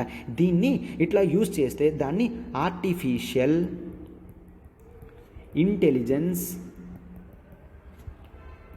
పైప్లైన్ అని అంటారు. ఓకే, ఆర్టిఫిషియల్ ఇంటెలిజెన్స్ పైప్లైన్ అని అంటారు. ఆ మొత్తం సీక్వెన్స్ అంతటిని కూడా మ్యూటేషన్స్లో పెట్టి జనరల్ హైపోథిసిస్ అంటాము. హైపోథిసిస్ అంటే నథింగ్ బట్ అనుకుంటాం, అట్లా అవుతుందా ఏంటి అనేది అనుకుంటే హైపోథిసిస్ అనమాట. అంటే వీ కెన్ ఎక్స్పెక్ట్ అనమాట. వేరియస్ సీక్వెన్సెస్ అనేవి చూస్తాము through usage of the method called NLU. Natural language understanding. ఓకేనా సార్, అదేంటి లాంగ్వేజ్ అండర్స్టాండింగ్ అని చెప్పారు అంటే, ఎస్, మనము జనరల్గా న్యాచురల్ లాంగ్వేజ్ అండర్స్టాండింగ్లో గ్రామర్ ప్యాటర్న్ అనేది చూస్తాము. ఇక్కడ కూడా న్యాచురల్ లాంగ్వేజ్ అండర్స్టాండింగ్లో గ్రామర్ ప్యాటర్న్ చూసినట్టే ఆ న్యూక్లియోటైడ్ సీక్వెన్స్ అనేది ఏ విధంగా చేంజ్ అవుతుందా అనేది మనము అప్రోచ్ అనేది చూస్తాం. కాబట్టి దీన్ని NLU గ్రామర్ అనాలిసిస్ మెథడ్ కింద కూడా పిలుస్తారు. అర్థమవుతుంది కదమ్మా ఎందుకు మనం సీక్వెన్స్ డ్రివెన్ అప్రోచ్ అనేది స్ట్రెయిన్ ఫ్లో మెథడ్లో పెట్టడం అనేది జరిగిందో. మనకి IIT ఢిల్లీ వాళ్ళు ఈ ఇన్ఫర్మేషన్ అంతా కలెక్ట్ చేసి ఈ మెథడ్లో స్పైక్ అంటే కరోనా వైరస్కి మెయిన్ ఇంపార్టెంట్ పార్ట్ ఏంటమ్మా, దాని స్పైక్ కదా, ఆ స్పైక్ ఏ విధంగా చేంజ్ అవుతుందో అనేసి చాలా వరకు చూడడం జరిగింది. అండ్ ఈ ప్రిడిక్షన్స్ అన్నీ కూడా చేస్తే వాళ్ళు డేటా మొత్తం 17 కంట్రీస్ నుంచి తీసుకోవడం జరిగింది. సో ఫైనల్లీ ఎస్టాబ్లిష్ ఏం చేశారంటే ఇవన్నీ కూడా మనం చేస్తే మనకి అట్లీస్ట్ 2 months ముందే ఫ్యూచర్ ప్రిడిక్షన్స్ ఏ విధంగా వస్తుంది అన్న అనాలిసిస్ చేయొచ్చు. అంత కెపాసిటీ ఉంది ఈ స్ట్రెయిన్ ఫ్లో మెథడ్లో అని IIT ఢిల్లీ వాళ్ళు చెప్పడం అనేది జరిగిందనమాట. ఇప్పుడు కొంతమంది క్వశ్చన్స్ ఇచ్చారు, అయితే ఫ్యూచర్లో అది ఎంతవరకు పెరుగుతుందో ఆ నెంబర్ని మనం ఎక్స్పెక్ట్ చేయొచ్చా అంటే డైలీ ఒక 1 lakh కేసెస్ వస్తాయి, 2 lakh కేసెస్ వస్తాయి, క్లియర్ కట్ నెంబర్ చెప్పగలరా అంటే వీళ్ళు ఏం రెస్పాండ్ అయ్యారంటే ప్రస్తుతానికి అది మనం అంత క్లారిటీగా చెప్పలేము, ఎందుకంటే మరింత స్టడీస్ జరగాలి అండ్ ఫ్యూచర్ నెంబర్ కూడా చాలా వరకు ప్రెడిక్షన్స్ అనేవి చేంజ్ అవుతాయి. ఎందుకు అంటే నెంబర్ చేంజింగ్కి సోషల్ బిహేవియర్ కారణం అవ్వచ్చు. అంటే ఇంతవరకు కూడా క్లీన్లీనెస్ మీద అలవాటు లేని వాళ్ళు సోషల్ బిహేవియర్ చేంజ్ అయ్యి క్లీన్గా ఉండే అవకాశం ఉంటుంది. అండ్ అప్పటికల్లా మనం స్ట్రాంగ్ వ్యాక్సినేషన్ ప్రోగ్రామ్ అనేది కంప్లీట్ చేస్తాము. అండ్ ముందే మనం మాస్క్ అనేది మ్యాండేటరీ చేస్తాము అండ్ లాక్డౌన్స్ కూడా పెడతాము. కాబట్టి ఫ్యూచర్లో ఎగ్జాక్ట్ నెంబర్ ఏ విధంగా వస్తుందా అనేది చెప్పలేము. బట్ ఇది ఇంకా గ్రో అయితే ఈ స్ట్రెయిన్ ఫ్లో మెథడ్ అనేది మరింత స్ట్రాంగ్గా ఎఫెక్టివ్గా ఇదైతే మాత్రం ఖచ్చితంగా మనం క్లియర్గా చెప్పగలం అని చెప్తున్నారనమాట. సో ఇక్కడ ఓవరాల్గా మనం ఏం చూస్తాము, మొత్తం ఈ మెథడ్ అంతా కూడా డేటా డ్రివెన్ అంటే biology plus data related issues కూడా కలిపి మనము డి నోవా అప్రోచ్ అని అంటాము. డి నోవో అప్రోచ్ ఒక కొత్త అప్రోచ్ అనమాట. అండ్ ఈ కొత్త అప్రోచ్లో ఏంటి, ఓల్డ్ ప్రిడిక్షన్స్, ఓల్డ్ జనరల్గా ఎప్పుడు యూస్ చేసే మెథడ్స్ యూస్ చేస్తాము, కన్వెన్షనల్ మెథడ్స్ యూస్ చేస్తాము అండ్ ట్రెడిషనల్ ఎపిడెమాలజికల్ మెజర్స్ యూస్ చేస్తాము, రిజల్ట్స్ చూస్తాము, అన్కన్వెన్షనల్ సోర్సెస్ చూస్తాము అండ్ ఈ స్ట్రెయిన్ ఫ్లో మెథడ్ కూడా యూస్ చేస్తాము అని చెప్తున్నారనమాట. వీటన్నిటినీ కలిపి మనం డి నోవా అప్రోచ్ అని అంటాము. వీటన్నిటితోని ప్రాపర్ మెషర్స్ అనేవి తీసుకుంటే ప్రిడిక్షన్స్ అనేవి మనం ఎగ్జాక్ట్గా క్లియర్గా చేయగలము. ఓకేనా, అర్థమైంది కదమ్మా. ఈ డి నోవా అప్రోచ్లో old methods plus new methods plus scientific analysis methods కూడా యూస్ చేస్తాము. లైక్ విత్ డేటా డ్రివెన్తో మనము ఎగ్జాక్ట్ యాక్యురేట్ పిక్చర్స్ అనేవి కూడా క్లియర్గా తీసుకొని రాగలము అని ఆర్టికల్ మొత్తం డీటెయిల్డ్గా చెప్పడం జరిగింది అనమాట. అర్థమైంది కదమ్మా. డీప్ డైవ్ చేస్తే ఎంత స్ట్రాంగ్గా ఉంటుంది.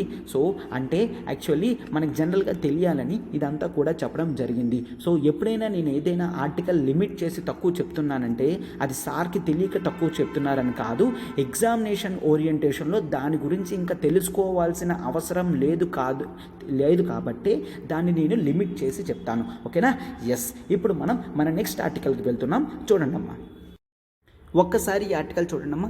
Why are blue straggler stars different from the నామ్. ఓకేనా, సో ఇప్పుడు ఇది ఇన్ జనరల్గా ఒక సినిమాటిక్ మోడ్లో మనం చూద్దామన్నమాట. ఎస్, వరల్డ్ అంతా స్టార్ట్ అయింది, యూనివర్స్ అంతా ఉంది అండ్ గ్లోబ్లో అపియర్ అయిన మాసెస్ నుంచి మనకి సెలెస్టియల్ బాడీస్ అనేవి క్రియేట్ అయ్యాయి. ఎస్. సో దాంతో మనం ఏంటి, మన గ్లోబ్లో చాలా వరకు బాడీస్ అనేవి స్టార్ట్ అయ్యాయి అండ్ ఇవన్నీ కూడా ఒకలాగుంటే అన్నీ కూడా ఒకేసారి స్టార్ట్ అయ్యాయి. అప్పుడు ఒక బ్లూ కలర్ది మధ్యలో వచ్చింది అనమాట. ఈ ఓల్డ్ పీపుల్ ఏమంటున్నారు, నో, నువ్వు మా ఫ్యామిలీకి సంబంధించిన వాడివి కాదు అని చెప్తే అది అలాగా డల్ మొహం పెట్టేసరికి ఎస్ పోనీలే నువ్వు మాతో పాటు ఉండిలే అని అన్నారు. So you are a member of this family అంటే ఆ బ్లూ స్టార్ ఏం చెప్తుంది, thank you for accepting me అని చెప్పింది. అయితే తర్వాత వాళ్ళు ఆలోచిస్తున్నారనమాట, మనందరం కూడా ఒకేసారి పుట్టాం కదా, మరి మేము ముగ్గురం ఒకలాగుండి నువ్వు మాత్రం బ్లూ కలర్లో ఉన్నావేంటి అని ఆలోచిస్తున్నారు. Yes, those are called blue stragglers. ఆ బ్లూ స్ట్రాగ్లర్ స్టార్స్ అంటే ఏంటో మనం ఇప్పుడు చూద్దామన్నమాట. ఓకేనా, ఈ కాన్సెప్ట్ అంతా కూడా బ్లూ స్ట్రాగ్లర్ స్టార్స్ గురించి. సార్ ఇదంతా కూడా మనకి ఇంపార్టెంటా? ప్రిలిమ్స్లో కొంతవరకు ఇంపార్టెంట్, మెయిన్స్లో అసలు ఇటువంటి క్వశ్చన్స్ కూడా మనకు అడగడు. సో ప్రిలిమ్స్ వరకు మనం చూద్దాము, ఒక్కసారి చూడండి అమ్మా.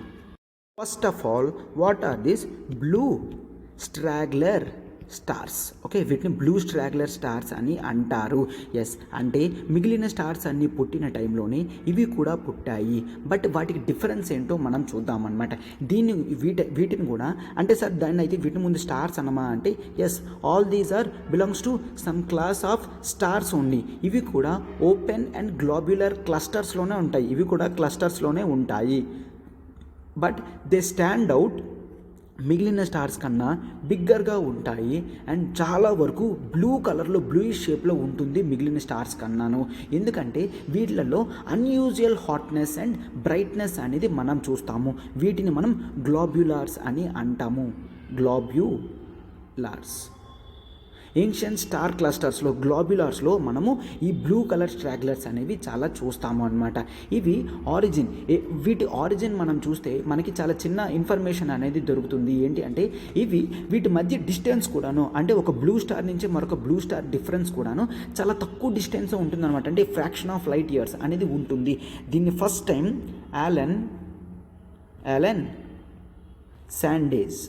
యాలెన్ శాండేజ్ ఇతను ఒక ఆస్ట్రానమర్ అనమాట, యుఎస్కి సంబంధించిన ఆస్ట్రానమర్. ఇతను ఫస్ట్ టైం బ్లూ స్ట్రాగ్లర్ని కనిపెట్టడం జరిగింది. ఎక్కడ? Globular cluster M3. Okay, globular cluster M3 చాలా డిస్టెన్స్. ఇప్పుడు 1952లో అనమాట. ఇప్పుడు మనం జనరల్గా సన్ నుంచి చూస్తే అది ఇంచుమించు 12 బిలియన్ ఇయర్స్ అంత దూరంలో ఉంది. ఓకే, 12 బిలియన్ ఇయర్స్ అంత డిస్టెన్స్లో మనం చూసామన్నమాట. అంత డిస్టెన్స్లో ఒకటి ఉంది. మిల్కీవే గ్యాలక్సీలో మనం చూస్తే బ్రైటెస్ట్ గ్లోబ్యులర్ ఏంటి అంటే ఒమేగా సెంటౌరీ. ఇన్ఫర్మేషన్ మీకు అవసరం లేదు, జనరల్గా తెలియాలని చెప్తాను అనమాట. మనం మిల్కీవే గ్యాలక్సీలో ఉంటున్నాం కాబట్టి. ఈ క్లస్టర్స్లో ఏంటి అంటే క్లస్టర్లో సన్ ఉంటుంది, స్టార్స్ ఉంటాయి, అన్నీ కూడా కలిపి ఉంటుంది అనమాట. సో అయితే ఈ బ్లూ స్ట్రాగ్లర్కి ప్రత్యేకత ఏంటో ఒక్కసారి చూడండి. వీటిని మనం నార్మల్ ప్రిన్సిపల్స్కి వైలేట్ చేస్తూ బ్లూ స్ట్రాగ్లర్స్ పుట్టాయి అని అంటాం. అంటే ఇవి హోల్ స్టెల్లార్ ఎవల్యూషన్లోనే ఒక కొత్త వాటిలో పుట్టడం అనేది జరిగింది అన్నమాట. ఇది మిగిలిన స్టార్స్ కన్నా డిఫరెంట్గా ఉండడానికి రీజన్ ఏంటి అంటే చాలా వరకు దాని మాస్ అండ్ ఇంటెన్సిటీ అని చెప్తారు. ఓకేనా, మనకి జనరల్గా ఒక డయాగ్రామ్ ఉంటుంది, హెర్ట్జ్ స్ప్రంగ్ రస్సెల్ డయాగ్రామ్ అని చెప్పేసి. ఏంటమ్మా diagram? Hertz sprung Russell diagram అని మనం ఒకటి చూస్తాము. ఆ డయాగ్రామ్లో జనరల్గా మనం ఏం చూస్తాము, వాటి స్టార్స్ యొక్క హాట్నెస్ అండ్ లుమినియసిటీ. ఓకే, లుమినియసిటీ అంటే ఎంత బ్రైట్గా ఉంటుంది అనేది లుమినియసిటీతో, లుమెన్స్తో మనం కొలుస్తాం. ఎంత హాట్గా ఉంది, ఎంత లుమినియస్గా ఉంది అనేది చూస్తాం. బట్ ఈ బ్లూ స్ట్రాగ్లర్స్ మాత్రం మిగిలిన వాటికన్నా చాలా డిఫరెంట్గా ఉంటుంది అన్నమాట అనేది మనం జనరల్గా అబ్జర్వ్ చేయగలం. సో దీన్ని బట్టి వాటి మాస్ అనేది డిఫరెన్స్ ఉండడం వలన వాటికి ఇంత హాట్నెస్ అండ్ లుమినియసిటీ, అంటే ఇన్ జనరల్గా చాలా వరకు అన్ని పుట్టేవి కూడా ఒకలానే ఉండాలి, బట్ ఈ బ్లూ స్ట్రాగ్లర్స్ మాత్రం చాలా డిఫరెంట్గా ఉండడం అనేది జరుగుతుంది అని చెప్తున్నారనమాట.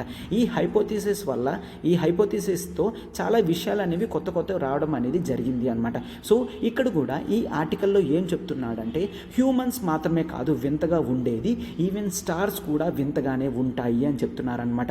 మనము జనరల్గా astrophysics, Indian institute of astrophysics, AstroSat అనేది మనం అబ్జర్వ్ చేస్తే దాని నుంచి క్లియర్గా బ్లూ స్ట్రాగ్లర్స్ అనేవి మనం అబ్జర్వ్ చేయగలుగుతున్నాము అని చెప్తున్నారనమాట. ఇవి చాలా జనరల్గా ఏమవుతుంది, ఫర్ ఎగ్జాంపుల్ నార్మల్ ఒక స్టార్ తీసుకున్నాము అనుకోండి. ఫర్ ఎగ్జాంపుల్ సన్ అనేది ఒక స్టార్, రైట్? సన్ అనేది ఒక స్టార్. సన్ ఎప్పుడైతే తన హైడ్రోజన్ మొత్తాన్ని కూడా హీలియం కింద మార్చేయగలిగిందో అప్పుడు అది ఔటర్ లేయర్స్ అనేది కూడా చాలా స్ట్రాంగ్ అయిపోయి బ్రైట్గా అయ్యి ఒక రెడ్ జెయింట్ స్టార్ కింద తయారైంది. అవును కదమ్మా? ఇప్పుడు అందుకనే దాని హీట్నెస్ అనేది మనం అబ్జర్వ్ చేయగలుగుతున్నాం అనమాట. ఇప్పుడు ఒకవేళ దాంట్లో ఉన్న ఫ్యూయల్ అంతా, హీలియం అంతా కూడా కరిగిపోతే అది దాన్ని ష్రింక్ అయిపోయి ఒక డ్వార్ఫ్ స్టార్గా మారిపోతుంది. ఒక చిన్న డ్వార్ఫ్ అంటే చిన్నది అంటాం కదా, డ్వార్ఫ్ స్టార్గా మారిపోతుంది అని మనం జనరల్గా హైపోథిసిస్ అనేది తీసుకుంటామన్నమాట. ఈ బిహేవియర్ ప్యాటర్న్ అంతా కూడా నార్మల్ స్టార్స్కి ఈ బిహేవియర్ ప్యాటర్న్ అనేది మనం బ్లూ స్ట్రాగ్లర్స్లో అబ్జర్వ్ చెయ్యము అని జనరల్గా చెప్తున్నారనమాట.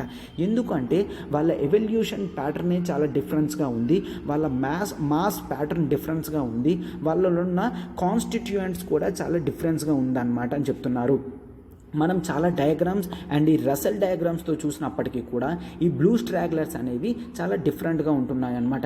మిగిలిన ఫ్యామిలీ ఆఫ్ స్టార్స్లో అది కల కన్నా సమ్ ఎక్స్ట్రా క్వాలిటీస్ అనేవి చూపిస్తున్నాయి. ఇది might be because of mass అన్నాం కదమ్మా, by gaining mass from binary companion అని అంటారు. బైనరీ కంపానియన్, ఆ బైనరీ కంపానియన్ మోడ్లో దాని మాస్ అనేది డిఫరెన్స్ రావడం వలన ఈ విధంగా ఉంటుందేమో అని చెప్పేసి కొంతమంది రీసెర్చ్ ఫెసిలిటీస్లో చెప్తున్నారనమాట. దీని గురించి మరింత రీసెర్చ్ అనేది జరగాలి, అప్పుడే మనకి వీటి గురించి క్లారిటీగా తెలుస్తుంది అని చెప్తున్నారనమాట. సో మీరు జనరల్గా ప్రిలిమ్స్ మోడ్లో ఎంతవరకు చెప్తున్నారంటే, సో ఇప్పుడు మీకు ప్రిలిమ్స్లో వచ్చింది అనుకున్నామా, స్ట్రాగ్లర్ స్టార్స్ అనేవి మిగిలిన స్టార్స్తో సమానమే అని చెప్పేసి, అప్పుడు దాని ఆప్షన్ అనేది రాంగ్. అండ్ నెక్స్ట్ స్ట్రాగ్లర్ స్టార్స్ అనేవి ఇండివిజువల్ ఎగ్జిస్టెన్స్తో మిగిలిన వాటితో సంబంధం లేకుండా ఉంటాయి అంటే రాంగ్. ఎందుకు? మిగిలిన వాటితో కలిపే ఆ స్ట్రాగ్లర్స్ అనేవి ఉండడం అనేది జరుగుతుంది. వీటిలో హాట్నెస్ అండ్ ల్యూమినియసిటీ అనేది చాలా ఎక్కువ ఉంటుంది. ఎస్, ట్రూ అని మీరు పెట్టాలి. దాని మాస్ అనేది బైనరీ కంపానియన్తో వచ్చింది అంటే ఎస్, ట్రూ అని పెట్టాలి. ఈ విధంగా మీరు ప్రిలిమ్స్ ఓరియంటెడ్ కాన్సెప్ట్స్లో దీన్ని చదివితే సరిపోతుంది. సైన్స్ అండ్ టెక్నాలజీ ఇది స్పేస్ ఎక్స్ప్లోరేషన్ అండ్ ఆస్ట్రానమీకి సంబంధించింది కాబట్టి యూపీఎస్సీ వాడు కూడా అంత డెప్త్గా అడగడు, మనం కూడా తెలుసుకోవాల్సినంత అవసరం కూడా ఉండదన్నమాట. ఓకేనమ్మా? ఎస్, మనం ఇప్పుడు మన లాస్ట్ ఆర్టికల్ ఆఫ్ ద డేకి వెళ్దాం. చూడండమ్మా, చూసారా, సైన్స్ మన ద హిందూ ఈ మనం సండే పేపర్ తీసుకున్నామంటే సైన్స్ అండ్ టెక్నాలజీ రిలేటెడ్ ప్రతిదీ కూడా నేను ఇన్ టోటల్గా కవర్ చేస్తాను కాబట్టి ఖచ్చితంగా సండే పేపర్ అయితే మీరు మిస్ అవ్వకండమ్మా.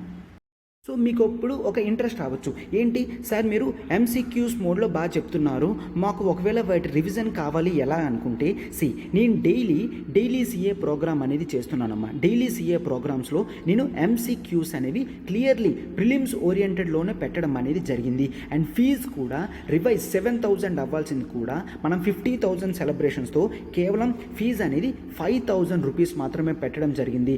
5,000 రూపీస్తో మీకు అన్లిమిటెడ్ యాక్సెసిబిలిటీ టైంతో మనం ఏంటి డైలీ సిఏ ప్రోగ్రామ్ కింద ఎంసీక్యూస్ అనేవి డిస్కస్ చేస్తున్నాము. సో ఇవి అన్లిమిటెడ్ యాక్సెసిబిలిటీ ఉంటుంది మీకు. అండ్ ప్రతిరోజు కూడా 9 o'clockకి నా క్లాస్కి మీరు అటెండ్ అయితే ఎంసీక్యూస్లో ఏ విధంగా ఎలిమినేట్ చేసి పెట్టచ్చు, క్వశ్చన్స్ ఏ విధంగా వస్తుంది అనేది మనం ఎక్స్పెక్ట్ చేస్తామన్నమాట. సో జాగ్రత్తగా టాపిక్స్ అనేవి నేను డీటెయిల్డ్గా ఎక్స్ప్లెనేషన్ చేస్తాను. మీకు ఏ డౌట్ ఉన్నా కూడా ప్రత్యూష మేడం నెంబర్ ఉంటుంది, దానికి మీరు కాల్ చేసి నా ఈ ఎంసీక్యూ బేస్ దాంట్లో మీరు జాయిన్ అవ్వచ్చు అనమాట. ఓకేనా? ఎస్, ఇప్పుడు మనం ఆర్టికల్ చూద్దాం. చూడండమ్మా, మన ఆర్టికల్ చూడండమ్మా. ఇప్పుడు last article, generating energy from the banana peel. Banana peel నుంచి ఎనర్జీ అనేది జనరేషన్ చేయడం అనమాట.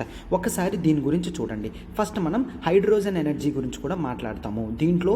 ఎస్, బనానా పీల్ నుంచి హైడ్రోజన్ వస్తుంది, ఆ హైడ్రోజన్ నుంచి మనం ఎనర్జీ అనేది క్రియేట్ చేస్తాం. ఫస్ట్ మనం హైడ్రోజన్ ఎనర్జీ చూస్తాం, ఆ తర్వాత బనానా పీల్ నుంచి హైడ్రోజన్ ఏ విధంగా తయారు చేస్తామో కూడా చూస్తాం అనమాట. ఒకసారి చూడండమ్మా. జనరల్గా స్టోరీ ఎట్లా స్టార్ట్ అయిందంటే 1985లో ఒక మూవీ ఉంటుందమ్మా. ఆ మూవీలో ఏంటి అంటే మనకి జనరల్గా హీరో అనేవాడు ఒక టైం మిషన్ అనేది కనిపెడతాడు. ఆ టైం మెషిన్లో ఫ్రంట్కి బ్యాక్కి వెళ్తాడు. ఫ్రంట్కి బ్యాక్కి వెళ్ళి వాడేంటి 2015లో జనరల్గా చూస్తాడనమాట. ఏంటని 2015లో ఇంజిన్స్ అనేవి చేంజ్ అయిపోయి ఈవెన్ క్యారెట్స్, బీట్రూట్స్ అట్లాంటివి పెట్టినా కూడా మిషన్ అనేది పనిచేస్తుంది. దిస్ ఈజ్ కాల్డ్ ఫ్యూజన్ అంటారనమాట. ఫ్యూజన్ ఆఫ్ ఎనర్జీ అని చెప్పేసి అంటారనమాట. ఫ్యూషన్ పవర్డ్ వెహికల్స్ అని అంటారు. అంటే దాని రిసోర్స్ అనేది ఏది తీసుకున్నప్పటికీ కూడా వెహికల్ అనేది మూవ్ అవుతుంది. బట్ 2015 కాదు కదా, ఆ తర్వాత 7 years అయింది, కనీసం మనం స్టార్టింగ్ స్టేజ్లో కూడా లేము అని చెప్తున్నారనమాట. సో దీంతో ఒక రీసెర్చ్ ఆర్గనైజేషన్ అనేది ఉంది, Swiss federal institute of technology వీళ్ళు ఏం చేశారంటే స్విట్జర్లాండ్లో వీళ్ళు బనానా పీల్ అనేది తీసుకొని దాని మీద ప్రయోగం అనేది చేశారు. Banana peel, orange peel, coconut shells వీటితో ఏంటంట ఎనర్జీ అనేది ప్రొడ్యూస్ చేయడానికి తయారు చేశారనమాట. సో అందరిలో కన్నా చాలా వరకు కూడా హైడ్రోజన్ వైపు వెళ్తున్నారు. ఎందుకంటే హైడ్రోజన్ ఎనర్జీ అనేది మనం బర్న్ చేస్తే దాని నుంచి కేవలం మనకి వాటర్ ప్లస్ ఆక్సిజన్ మాత్రమే వస్తుంది. So this is the most important one. కాబట్టి దీని నుంచి మనకి ఏమీ కూడా ఇబ్బంది లేదు కాబట్టి హైడ్రోజన్ వైపే చాలామంది వెళ్తున్నారు. సో ఏమొస్తుంది, వాటర్ ప్లస్ హీట్నెస్ వస్తుంది అనమాట. హీట్ వస్తుంది కాబట్టి దీని నుంచి మనకి ఇబ్బంది లేదు కాబట్టి హైడ్రోజన్ అనేది చాలామంది యూజ్ చేస్తున్నారు. సో ఇప్పుడు ఒక్కసారి చూడండి ఇంకా ఎందుకు చాలామంది హైడ్రోజన్ వైపు వెళ్తున్నారు అనేది. హైడ్రోజన్ పర్ యూనిట్ కెపాసిటీ, దాని స్టోరింగ్ కెపాసిటీ అనేది చాలా హ్యూజ్గా ఉంటుంది. అంటే చాలా తక్కువ స్పేస్లో lots of amount of energy అనేది స్టోర్ చేయగలదు అనమాట. సో అందుకనే ఇది చాలా వైటల్ రోల్ ప్లే చేస్తుంది. వైటల్ రోల్ అంటే చాలా ఇంపార్టెంట్ రోల్ అనేది ప్లే చేస్తుంది అనమాట. దీన్ని కెలోరిఫిక్ వాల్యూ కూడా మిగిలిన వాటితో కంపేర్ చేస్తే చాలా ఎక్కువ. ఏంటి కెలోరిఫిక్ వాల్యూ అంటే per unit of hydrogen production అంటే ఎనర్జీ ప్రొడక్షన్ అనేది చాలా ఎక్కువ. వాటిని మనం కెలోరిఫిక్ వాల్యూ అని అంటాము ఆర్ హీటింగ్ వాల్యూ అని అంటాం అనమాట. మనకు జనరల్గా మనం ఏం చూస్తాము, కార్బన్, హైడ్రోజన్, ఆక్సిజన్ అనేది చూస్తే energy value of hydrogen is 7 times greater than 7x of ఏంటి కార్బన్ కన్నా 7 times అనేది మనం హైడ్రోజన్ని చూస్తామన్నమాట. అంటే దీని కెలోరిఫిక్ వాల్యూ ఎంత ఉంటుందో మీరు అర్థం చేసుకోగలరు. బట్ ఇక్కడ మనము ఒకవేళ వుడ్ కానీ కార్బన్ కానీ తీసుకుంటే కార్బన్ డైఆక్సైడ్ అనేది ఫార్మ్ అయ్యే ఛాన్స్ ఉంటుంది. బట్ ఒకవేళ మనం హైడ్రోజన్ యూస్ చేస్తే ఏంటమ్మా, కేవలం వాటర్ అండ్ హీట్నెస్ మాత్రమే ఉంటుంది. అండ్ ఆ వాటర్ కూడా మోస్ట్ ఆఫ్ ది టైమ్స్ ఎట్లా వెళ్ళిపోతుంది, స్టీమ్ కింద వెళ్ళిపోతుంది అనమాట. సో ద స్మార్టర్ వే ఏంటి అంటే మనము హైడ్రోజన్ నుంచి ఎలక్ట్రిసిటీ అనేది జనరేట్ చేస్తే మనకి పొల్యూషన్స్ కూడా ఉండవు అని చెప్తున్నారనమాట. ఆ ప్రాసెస్ ఏంటి, proton exchange membrane fuel. Proton exchange membrane fuel cell. Okay, దీంట్లో ఏమవుతుందంటే దీంట్లో మనం ఒక మెటల్ క్యాటలిస్ట్ అనేది పెడతాము. సార్ క్యాటలిస్ట్ అంటే ఏంటి? క్యాటలిస్ట్ అంటే ప్రాసెస్ అనేది కరెక్ట్గా అవ్వాలి అంటే ఒక క్యాటలిస్ట్ అనేది పెడితే అది ప్రాసెస్ని కరెక్ట్గా చేస్తుంది అనమాట. హైడ్రోజన్ మాలిక్యూల్ని స్ప్లిట్ చేస్తాం. హైడ్రోజన్ మాలిక్యూల్ని స్ప్లిట్ చేసినప్పుడు అది ప్రోటాన్స్ కింద ఎలక్ట్రాన్స్ కింద డివైడ్ అవుతుంది. అప్పుడు ఈ ఎలక్ట్రాన్స్ ఏవైతే ఉంటాయో అవి మూమెంట్ అవుతాయి కాబట్టి ఆ మూమెంట్లో ఫ్రిక్షన్ అనేది క్రియేట్ చేసి పవర్ని అది ప్రొడ్యూస్ చేస్తుంది, కరెంట్ని అవుట్పుట్ కింద ఇస్తుంది అనమాట. దాన్నే proton exchange membrane fuel cell అని అంటాము. హైడ్రోజన్ని స్ప్లిట్ చేసినప్పుడు అది ప్రోటాన్ కింద ఎలక్ట్రాన్ కింద మూవ్ అవుతుంది. ఆ ఎలక్ట్రాన్ మూమెంట్లో మనం కరెంట్ అవుట్పుట్ అనేది చేస్తాము. సో ఈ విధంగా ఇది జరుగుతుందని క్లియర్గా చెప్పారనమాట. అండ్ ఇప్పుడు మనం ఏదైతే చూస్తున్నామో అదే ప్రాసెస్ జరుగుతుంది. సో దీని వలన మనము ఫ్యూయల్స్ అనేవి రీఛార్జింగ్ చేసుకోవడానికి కూడా 5 minutes కన్నా ఎక్కువ టైం పట్టదు. ఓకేనా, 5 minutes కన్నా టైం ఎక్కువ పట్టదు కాబట్టి మనం పెట్రోల్ తర్వాత వీటిని మోస్ట్ పాసిబుల్ రీజన్స్ కింద హైడ్రోజన్ పవర్డ్ కార్స్ అనేవి చూడగలం. బట్ హైడ్రోజన్ పవర్స్ కార్స్లో కేవలం అది 5 to 6 kg ఆఫ్ హైడ్రోజన్ మాత్రమే క్యారీ చేయగలది. సార్ 5 to 6 kg అంటే తక్కువ కదా, బట్ ఈచ్ కేజీ ఒక 100 kilometer రేంజ్ అనేది కన్ఫామ్గా ఇస్తుంది. అంటే 5 to 6 kg కంప్రెస్డ్ హైడ్రోజన్ అనేది మనం పెట్టుకున్నామంటే హ్యాపీగా 600 kilometers ట్రావెల్ అనేది చేసేయగలం by producing only carbon dioxide కాదు, బై ఓన్లీ వాటర్ ప్రొడక్షన్తో. అంటే కార్ నుంచి ఏం రిలీజ్ అవుద్ది, కేవలం స్టీమ్ మాత్రమే రిలీజ్ అవుద్ది. సో బట్ ఇక్కడ చాలా వరకు ప్రాబ్లం దేని కింద ఫాలో అవుతారంటే ఈ గ్యాస్ని మనం క్యారీ చేస్తే పర్వాలేదా, డొమెస్టిక్ గ్యాస్ని మనం ఎక్కువసేపు క్యారీ చేయకూడదు కదా, సో ఇటువంటి హైడ్రోజన్ గ్యాస్ని క్యారీ చేయొచ్చా అంటే ఎస్, కొంతవరకు పర్వాలేదు అని చెప్తున్నారనమాట. నార్మల్ గ్యాస్ కన్నా హైడ్రోజన్ గ్యాస్ అనేది పర్ఫెక్ట్ క్వాంటిటీతో మనం నీట్గా ఫిల్ చేసి పట్టుకెళ్తే ఏమాత్రం బ్లాస్ట్ అయ్యే ఇబ్బంది ఉండదు అని చెప్తున్నారనమాట. అయితే ఎందుకు హైడ్రోజన్ అంత ఎక్కువ ప్రొడ్యూస్ చేయట్లేదు? ఆల్రెడీ మనం ఇండస్ట్రియల్ లెవెల్లో హైడ్రోజన్ అనేది ప్రొడ్యూస్ చేస్తున్నాము, హైడ్రోజన్ గ్యాస్ని యూజ్ చేస్తున్నాము ఫర్ ప్రొడక్షన్ ఆఫ్ అమోనియా ప్రొడక్షన్కి ఎక్కువ యూజ్ చేస్తున్నాం. ఎందుకంటే వీటి నుంచి మనం ఫర్టిలైజర్స్ అనేవి తయారు చేస్తాం. రైట్, ఏంటమ్మా, ఫర్టిలైజర్స్ అనేవి తయారు చేస్తాము. సో 90% ఆఫ్ ప్రస్తుతానికి యూజ్ చేసే హైడ్రోజన్ అంతా కూడా ఫాజిల్ ఫ్యూయల్స్ నుంచి యూజ్ చేస్తున్నాం. సో ఇప్పుడు మనం ఫాజిల్ ఫ్యూయల్స్ నుంచి కాకుండా మనం దేనికి వెళ్తున్నాం, రెన్యూబుల్ సోర్సెస్ ఆఫ్ ఎనర్జీ గురించి. అంటే నథింగ్ బట్ వేస్ట్ నుంచి కూడా ప్రొడ్యూస్ చేసేటట్టు. Like for example banana peel. Okay, banana peel నుంచి కూడా చూస్తాము. బనానా పీల్ నుంచి మనం అబ్జర్వ్ చేస్తే బనానా పీల్లో హైడ్రోజన్ కంటెంట్ అనేది 5% ఉంటుంది, కార్బన్ కంటెంట్ అనేది 33% ఉంటుంది. 5% హైడ్రోజన్, 33% కార్బన్ కంటెంట్ అనేది ఉంటుందన్నమాట. సో ఈ మనం ఒకవేళ వాళ్ళు చెప్పడం జరిగింది ఏంటి, ఒకవేళ 1 kg ఆఫ్ మనం తీసుకున్నాము అంటే అది ఎంతవరకు ప్రొడ్యూస్ చేస్తుందంట, సమ్ 100 లీటర్స్ ఆఫ్ హైడ్రోజన్ని అది ప్రొడ్యూస్ చేస్తుంది. అంటే 1 kg బనానా పీల్ అనేది డ్రైడ్ వెర్షన్లో తీసుకుంటే అది 100 లీటర్స్ ఆఫ్ హైడ్రోజన్ని ప్రొడ్యూస్ చేస్తుంది. చూసారు కదమ్మా, చాలా ఎక్కువ అమౌంట్ ఆఫ్ హైడ్రోజన్ ప్రొడ్యూస్ చేస్తుంది. అండ్ 330 grams ఆఫ్ బయోచార్ కూడా ప్రొడ్యూస్ చేస్తుంది. సార్ ఏంటిది బయోచార్? ఈ బయోచార్ అనేది అవుట్పుట్ అనమాట. మనం చెప్పాం కదమ్మా, బనానా పీల్ నుంచి మనకు హైడ్రోజన్ అండ్ కార్బన్ వస్తుంది. ఆ కార్బన్ని కూడా మనం బయోచార్లో ప్రొడ్యూస్ చేస్తే ఆ బయోచార్ నుండి మనం అగ్రికల్చరల్ ప్రొడక్షన్కి యూస్ చేస్తాము అండ్ సాలిడ్ రెసిడ్యూకు కింద కూడా యూస్ చేస్తాము. సో ఇది ఏ ప్రాసెస్లో చేయాలి? పైరోలైసిస్ ప్రాసెస్లో చేయాలి. పైరోలైసిస్ అంటే వితౌట్ ఆక్సిజన్తో దీన్ని మనం ఇన్సినరేట్ అంటే బర్నింగ్ చేస్తే మనం చాలా హ్యాపీగా చేయగలం అనమాట. ఈ బయోచార్తో ఏం చెప్పాను, అగ్రికల్చర్తో యూజ్ చేయొచ్చు, బయోమాస్ ప్రొడక్షన్ కింద యూజ్ చేయొచ్చు, చాలా వరకు ఇది రెమిడియేషన్ మెషర్స్ కింద కూడా యూజ్ చేయొచ్చు. అంటే సాయిల్లో ఉన్న కంటామినేషన్స్ని తగ్గించడానికి యూజ్ చేయొచ్చు అనమాట. అంటే ఇక్కడ హైడ్రోజన్ యూజ్ అవుతుంది అండ్ ఇంకా దాని నుంచి వచ్చే బయోచార్ కూడా ప్రొడ్యూస్ అవుతుంది. అంటే నథింగ్ బట్ మన దాని నుంచే 2 types ఆఫ్ యూసేజెస్ అనేవి, బెనిఫిట్స్ అనేవి పొందుతున్నాము అని క్లియర్గా చెప్పడం జరిగిందనమాట.